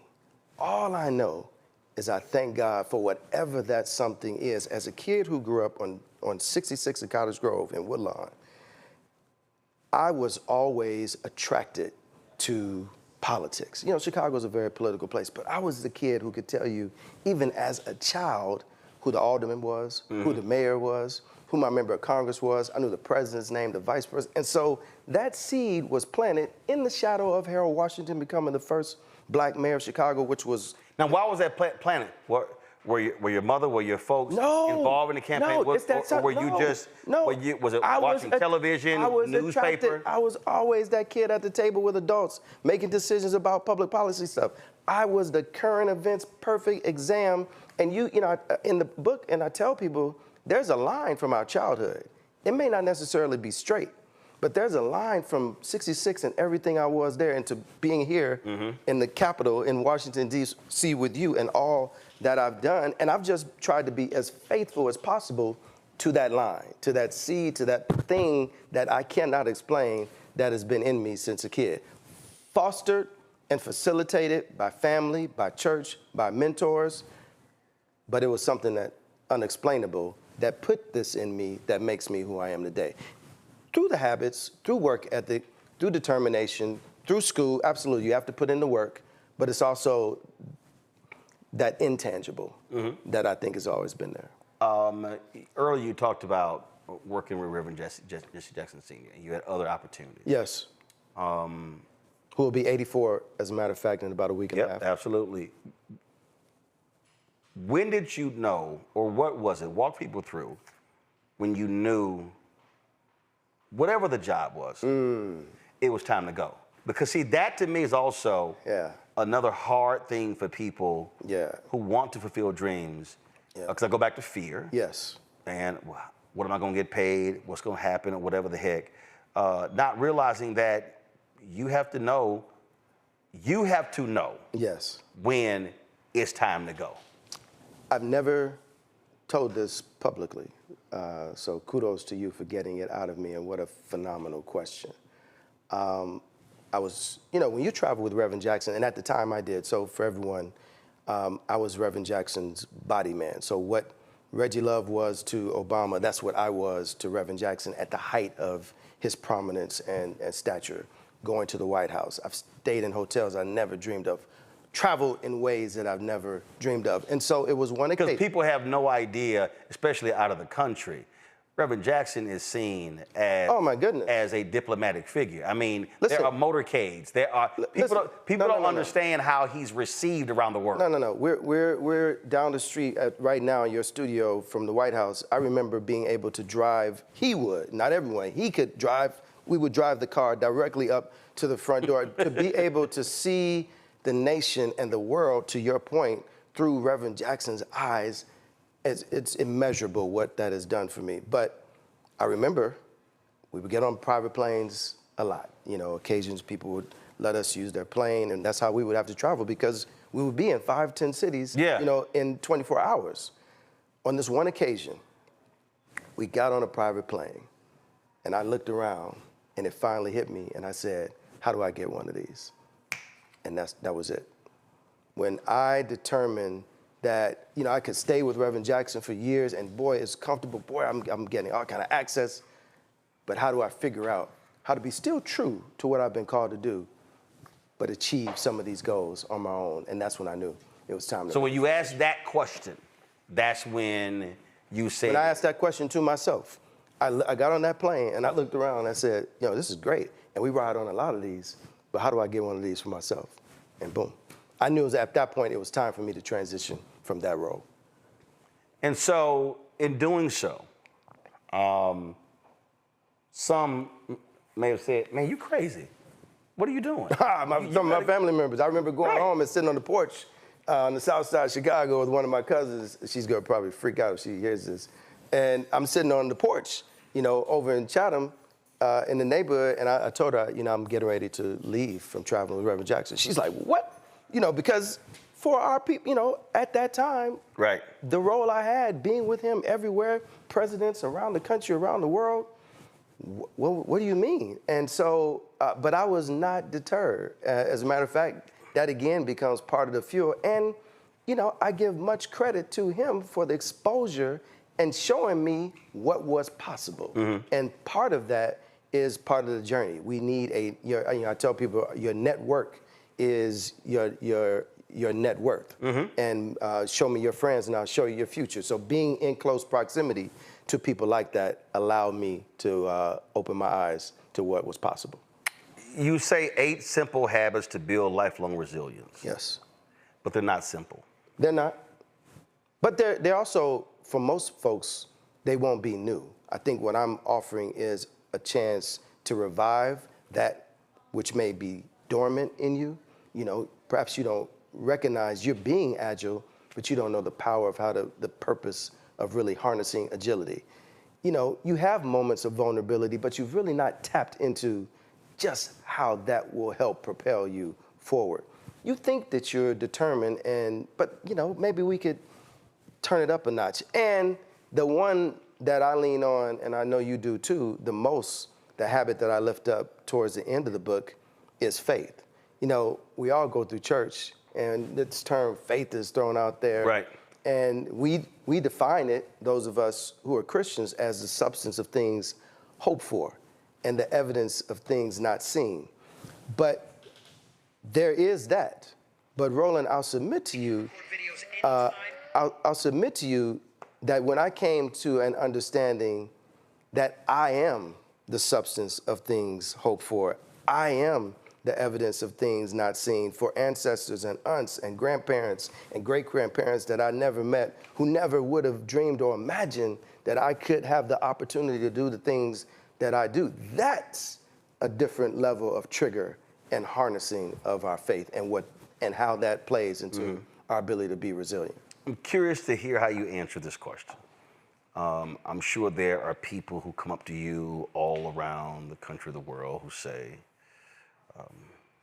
I want you to be my mentor. When that happens, how do you respond? Rather immediate. I am big on giving out my phone number, my email address. You know, there's certain keys if you're an alumnus of Morehouse College, which I'm huge on, if you're a member of our fraternity. Those are fast triggers, but you don't have to be. I tell young people especially, if you take the first step, if I give you my phone number and my email address and you reach out, I'll take the next step. And I'm proud. I hope there are young people who would say that I've had some level of engagement and input to their journey. Most of the time I say no. Yeah, why is that? Because I have a biblical view of mentorship. For me, mentors choose mentees, not the reverse. See, that's fascinating. I chose my mentors as a child. See, I'll dare say you didn't. Let me explain. Okay. The mentor has to see something in you to say, I'm willing to invest my time, energy, and resources. And I talk about dogged determination, and I didn't give them an option to say no. Right. I reached out, but that's I reached out, and I kept reaching out. But that's precisely it, though. Yeah. That's my whole point. Yeah. So my point is, your actions show them he wants this. True. And so for me, I use Elijah and Elisha. Elisha says, I want your anointing. Well, if you standing behind me when I drop my coat, you got it. But I ain't about to wait for you. Absolutely. He takes off. Absolutely. Elisha has to drop his plow and follow him. Yeah. Elijah wasn't following him. Okay. Same thing when you talk about Caleb, Joshua. Moses sends them in, y'all go serve the land. Everybody else come back, oh my God, they giants. Well, Caleb and Joshua are the only one who told them the truth. And Moses was like, okay, I'm gonna take care of y'all too, heck the rest with y'all. So what I mean by that is, so I say no. Right. To see how you respond. I got to see something in you that's gonna make me take my time. So we're saying the same thing. I say if you reach out, I'm going to reach back. But even if you reach out, you got to steal when we was at TV1, there was this young sister who worked on the staff, and she said, we were going to shoot Supreme Court. She said, well, I didn't really go to school for this stuff. I really want to do this stuff. Right. I said, okay. So she was with me, handed her camera. I want you to shoot this. Did good. Okay, fine. We come back. I sit down the next day. All right, here's the deal. I sit down with the executive producer. I sit down with one of our video production folks. We'll do this here. You can utilize my camera. So I had a camera left at the office. You can use whatever. Sure. 4 months go by, never used it. So then we went to LA for the Image Awards. I told the producer, put it on the team. You could see us in an element. Sure. Got that, really didn't do anything. And so a friend of hers hit me one day. She's like, oh, so-and-so's gonna be a star one day. I said, no, she's not doing this. And she's like, what? I was like, and so I said, nothing that happened in 4 months. So we had something going on the next month. I took her off the trip. See, my deal is trips are rewards. You got to show me something at home if I put you on the road. This dude is tough. Oh, no, I don't play that. Gee. So I took off. Yeah. Oh, just crestfallen. Yeah. I said, I'm going to give her one more shot. Sure. So we go to Essence. Sure. They're there. Sure. Ain't handling her business. We got back. I didn't speak to her for the next 5 months. Yeah. And they were like, man, why you so hard? I said, if you come to me and you say you want this, and I give you every opportunity to do it. Yeah. And invest the time. Yeah. I said, now you playing with my time. Yeah. And I said, so I'm gonna put this in somebody else who really wants this. And that to me is where a lot of people mess up, because it goes right into where you talk about with network. So if you unwilling to go that far, I'm not about to expose you to the people who I know in my relationships. But if you do that, right, I can pave the way for you to be able to do something, but you're gonna have to do some work. Well, you know, I'm with you, but the first thing is I commend you for even being willing to take that type of investment, right? I think we need more women and men in our community who have achieved levels of success to be open to being mentors, and not just casually. I mean, like you're doing, leaning in, being very tough, demonstrating what we call tough love. That's a big deal. I won't stop, right? I won't stop giving out the number, but you're right. You know who rises to the top. You know who's really bugging the hell out of you. You know who's trying to reach, who's trying to get your But they attention. got to show it. That's fair. Because that's what somebody That's fair. saw. That's fair. Somebody said, man, this dude, if he called me one more time, hey, some of them may just take your phone call just to get you to stop trying to hit him up. But then they realize, wait a minute, he wants this. And that to me is what you have to do if you're trying to achieve something, if you're trying to open a door. Closed mouths don't get fed. No, you're right. But, you know, you're also assuming, though, with that perspective, that this generation especially has had a similar journey that we have. I am trying to I'm trying to exhibit a tad bit more grace, which is a big deal. Yeah, you got for me. You got way more grace than I do. Only because, you know, I can't fault them for what they've not been taught. I can't fault them for living in this world where they're a button away from having everything. They can get everything. They've not had to be as resilient. They've not learned. So part of the impetus and drive to write this book is to not only help folks like you and I, but to show a generation that has not had the journey that we've had, that doesn't know that instinctively to do some of the things. Absolutely. And let me tell you, it's a big deal for me. I'm trying to get much more I gave grace. a master class at Clark, Atlanta, 2 hours. I literally walked through multiple examples of how I had benefited in my career because of this networking and this, how I established a relationship, how I got to know, all this sort of stuff. Sure. I get done, most of them walk out. Yeah. Don't even ask for the email or the number. Yeah. Yeah. I come down to the front, I take, multiple come up, want photos. Yeah.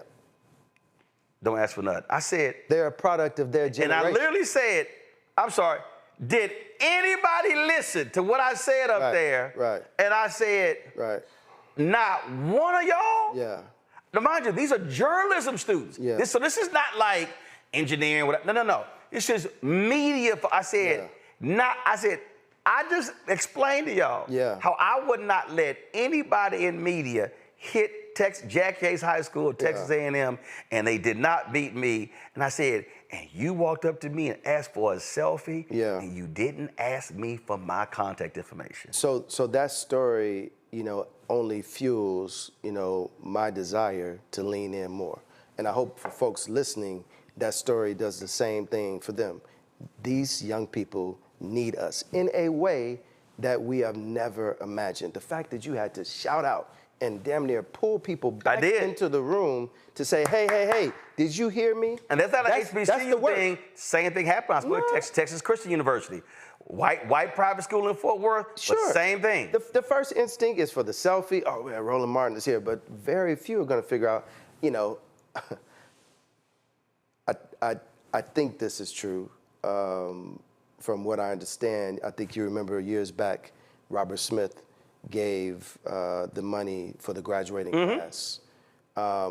Coupled with that, people just saw the financial, but he also offered himself on an occasional basis to get on the line with the brothers and have conversation.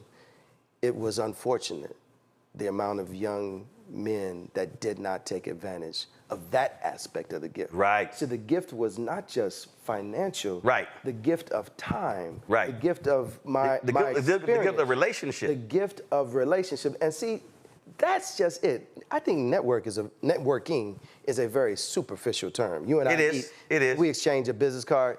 True relationships are built when, you call me, Roland. It's like, hey, man, when are we going to play golf? Hey, man, how's your mama doing? Hey, man, how's your family doing?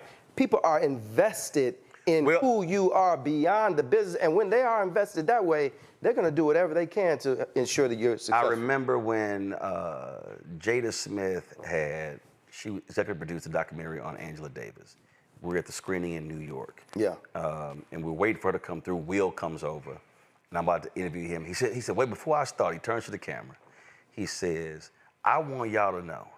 He said, this brother reached out just to say hi, happy birthday, that's right, happy anniversary, that's right, don't want nothing, that's right, hasn't asked me for anything. That's right. And I said, yeah. And I've had people say, man, but man, you were facing tough times. Why don't you call so-and-so and so-and-so? Yeah. I'm saying, no. Not understanding that, no, didn't need to, or I didn't feel it was necessary. That's right.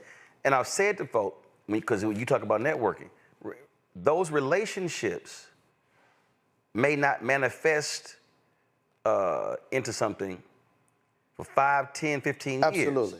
Or you may never get anything monetarily out of it. That's right. But you simply have the relationship. Yeah. And that to me is a great mistake. And I've actually had to snatch some folks by saying, yo, I need you to chill your ass out and relax. Yeah, yeah. You pushing too damn hard. Yeah. Okay? Let this shit breathe. Yeah. I'm like, calm down. Yeah. Know how to ease in, how to ease out, know how to watch that person, understand. And because I said, you can't make this thing about what you want. You got to also learn to look at that person, study that person, and then just know how to move. Because sometimes you meet some folks and you get on their damn nerves. And you also, before asking something from someone, should figure out how you can pour into them first. Ronaldo Glover, he was the alpha brother. He was the chairman of the FISP Board of Trustees, City College of Chicago. Matter of fact, ran Reginald Lewis's business after he passed away. Very good friends with his wife.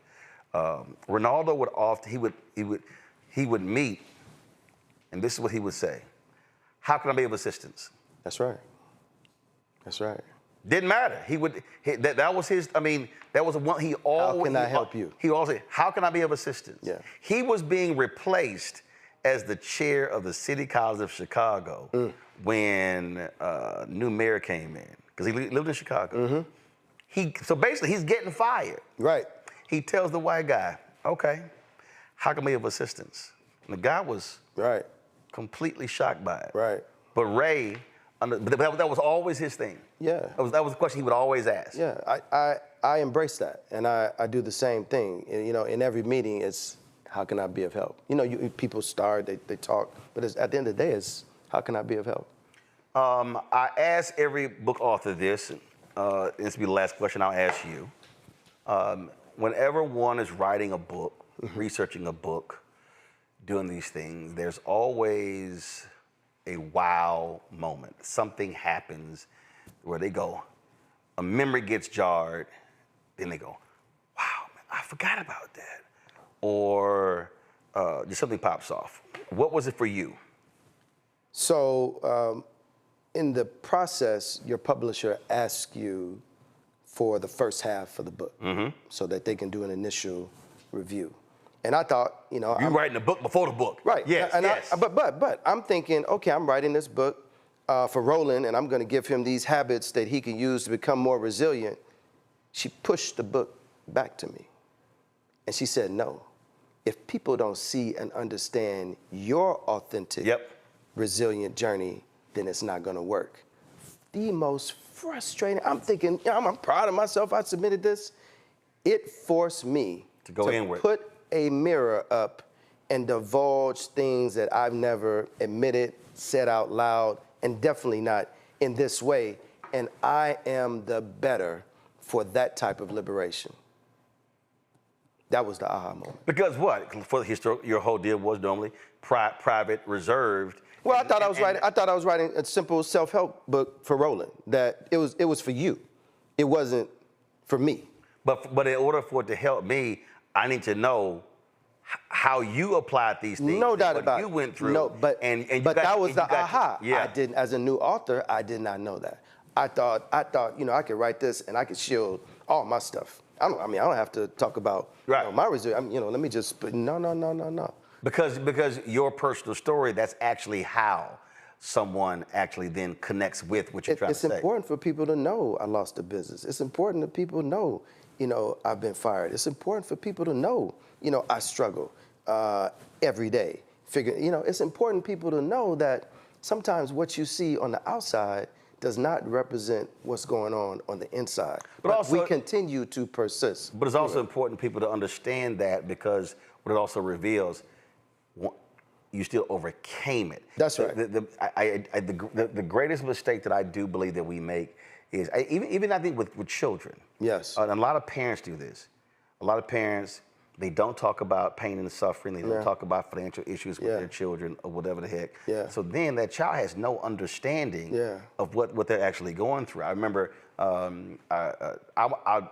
was, before COVID, my schedule was just stupid. I was always gone somewhere on the weekend. Yeah. So one particular weekend I was there, and my wife normally took my nieces to church. They would all go out and eat afterwards.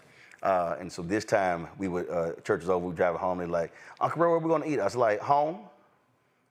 What do you mean? Aunt Jackie always takes us out. I'm like, yeah, I know. I said, spend too damn much money. I said, okay. I said, let's walk through. So we driving. Right. So we about to have a math lesson. How many of y'all in here? 6. I'm 7. Right. All right. This is average meal. What's the total amount of the meal? They sit there trying to figure it out. Times 4. Right. I said times 12. Right. Then I'm like, all right, it's 6 of y'all, 3 tutors, laptops, right, private lessons, right, going through all this sort of stuff like this. I said, I said, if we go to the grocery store, buy these ingredients for this meal, how much is that meal? Yeah. It's 6 of y'all. Yeah. You can stir, you can chop, went through the whole deal. I was like, no, y'all gonna fix a damn meal. Yeah. But I needed them to understand that there were costs involved with all of this. And I needed them to understand sometimes you're gonna have to cook for yourself because you can't afford to eat out. And so you better understand what that means. And so then when I bought them, whenever their computers and everything, I would tell them, that's the most expensive thing you ever held in your life. Yeah. So I need you to understand, don't play with that $2,000 computer because I'm the one who has to pay for it to get it fixed. I needed them to understand that this didn't just show up just because anything happens, I could just go get another one. Yeah, my mom did not have to beat it into me. I dedicate the book to her because she was the greatest example of what it meant to be resilient. I watched the sacrifices. Mm-hmm. I knew she worked multiple jobs. I knew she was sacrificing things for herself, for me and my brother. I was a latchkey kid. I had to be at home and feed myself, et cetera. So, I'm grateful that the first example of what it means to be resilient and to persevere through hard and difficult times was my mom. I do believe one of the biggest problems for this generation and the difference between us and them, somebody actually put a graphic on Instagram. Well, they said, don't you ever, y'all need to leave these Gen Xers alone. Because they went through stuff. It was sort of like they played on slides that took the skin off. Absolutely. There's something on Instagram that shows the toys that we played with versus the toys that kids play with, and how dangerous, it was you risking your life just going out to play. They were literally talking about, again, being latchkey kids. We babysat ourselves. Absolutely. We had to cook. And so a huge part of of that psyche is knowing what we had, the stuff that we had to do. Absolutely. Which certainly differs from millennials coming behind us. No doubt about it. And Gen Z. It's a totally different world. So, yeah, it is a different world. Y'all, the book is The Power to Persist, 8 Simple Habits to Build Lifelong Resilience. The author is Lamell McMorris. Appreciate it, 6. Thank you, brother. Thanks a bunch. Thanks for having me. Folks, that is it for us on today's show. I certainly hope you enjoyed the conversation we had. Kill the music, please. A conversation we had with both of the book authors. Be sure to get both of these books, y'all. And so both are available. Again, The Power to Persist, Lamell McMorris, and then, of course, also The Black Family Who Built America, The McKissacks, 2 Centuries of Daring Pioneers by Cheryl McKissack Daniel with Nick Childs. And so we have these conversations. We talk about new stuff all the time, y'all. And you know, listen, we do this 2 hours a day, every single day. But I believe one of the reasons I also created this show, created this segment, is because when you look at these mainstream white shows, when you look at these networks, they aren't having deep, long conversations. Our book interviews will go anywhere from 20, 30 minutes to an hour. And the issue that I have is that very few, unless you're a big name, then you get on one of these shows, Good Morning America, Today Show, CBS This Morning, or then Morning Joe and these networks. And very few of us get on those shows. And so we created Roland's Book Club. Y'all know I'm an avid reader. I got thousands of books at home. I read 7 to 9 books at one time. And y'all know I don't read fiction. I like stuff that I can actually use that's nonfiction. But this is important because we have to provide platforms for authors to be able to share their stories, share their works to an audience, for folks to be able to find out about these books and also these very unique stories that you don't hear every single day. And so when you support Roland Martin Unfiltered, when you support the Black Star Network, you're supporting this show, but you're supporting segments like this. You're supporting our segment HBCUs.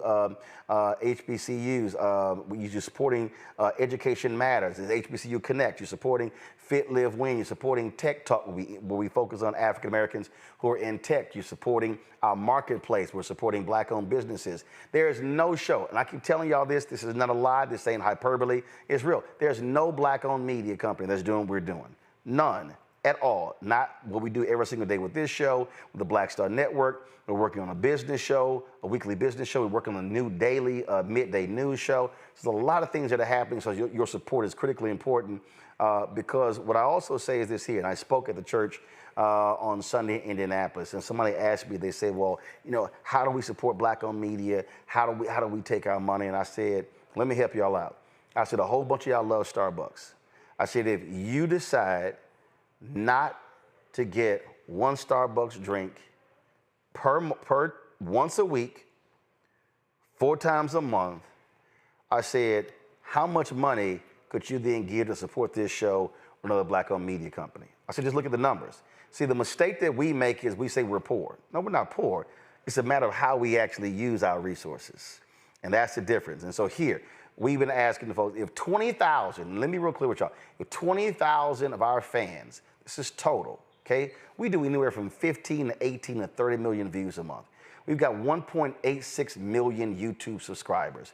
We've got 700,000 plus or 800,000 on Instagram, more than 700,000 on Twitter, 1.4 million on Facebook, 105,000 on TikTok. And we're on Snapchat, we're on Spill, Spoutable, LinkedIn, all the platforms. If 20,000 people gave this show network $50 a year, I didn't say a month, a year.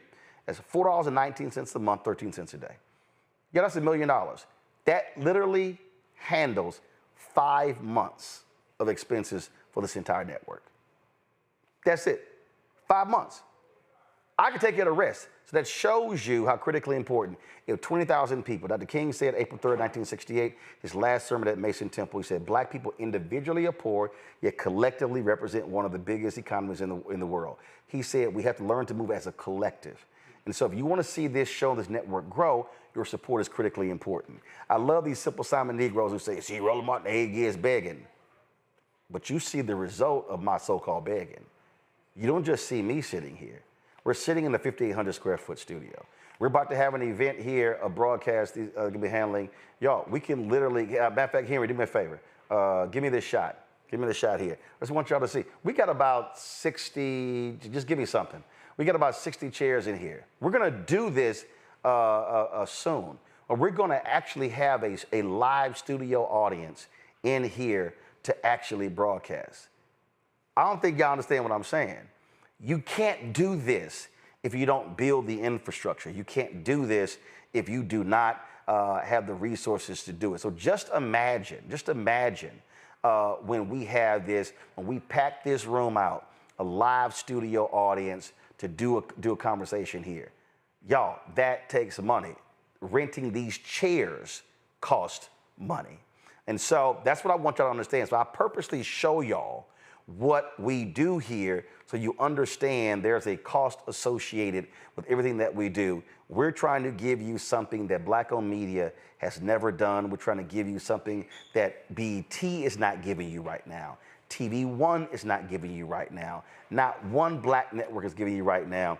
And that is a high-quality Black news show where Black people are centered every single day. So to support us via Cash App, use the Stripe QR code. You see it right here in the left-hand corner. Again, you can support us with Cash App. So the multiple ways you can support our show, the Stripe QR code, bottom left-hand corner. Use that QR code. You have PayPal is R Martin Unfiltered, Venmo is RM Unfiltered, Zelle, Roland at RolandSMartin.com, Roland at RolandMartinUnfiltered.com. Checks and money orders, make it payable to Roland Martin Unfiltered, P.O. Box 57196, Washington, D.C. 20037-0196. Download the Black Star Network app, Apple phone, Android phone, Apple TV, Android TV, Roku, Amazon Fire TV, Xbox One, Samsung Smart TV.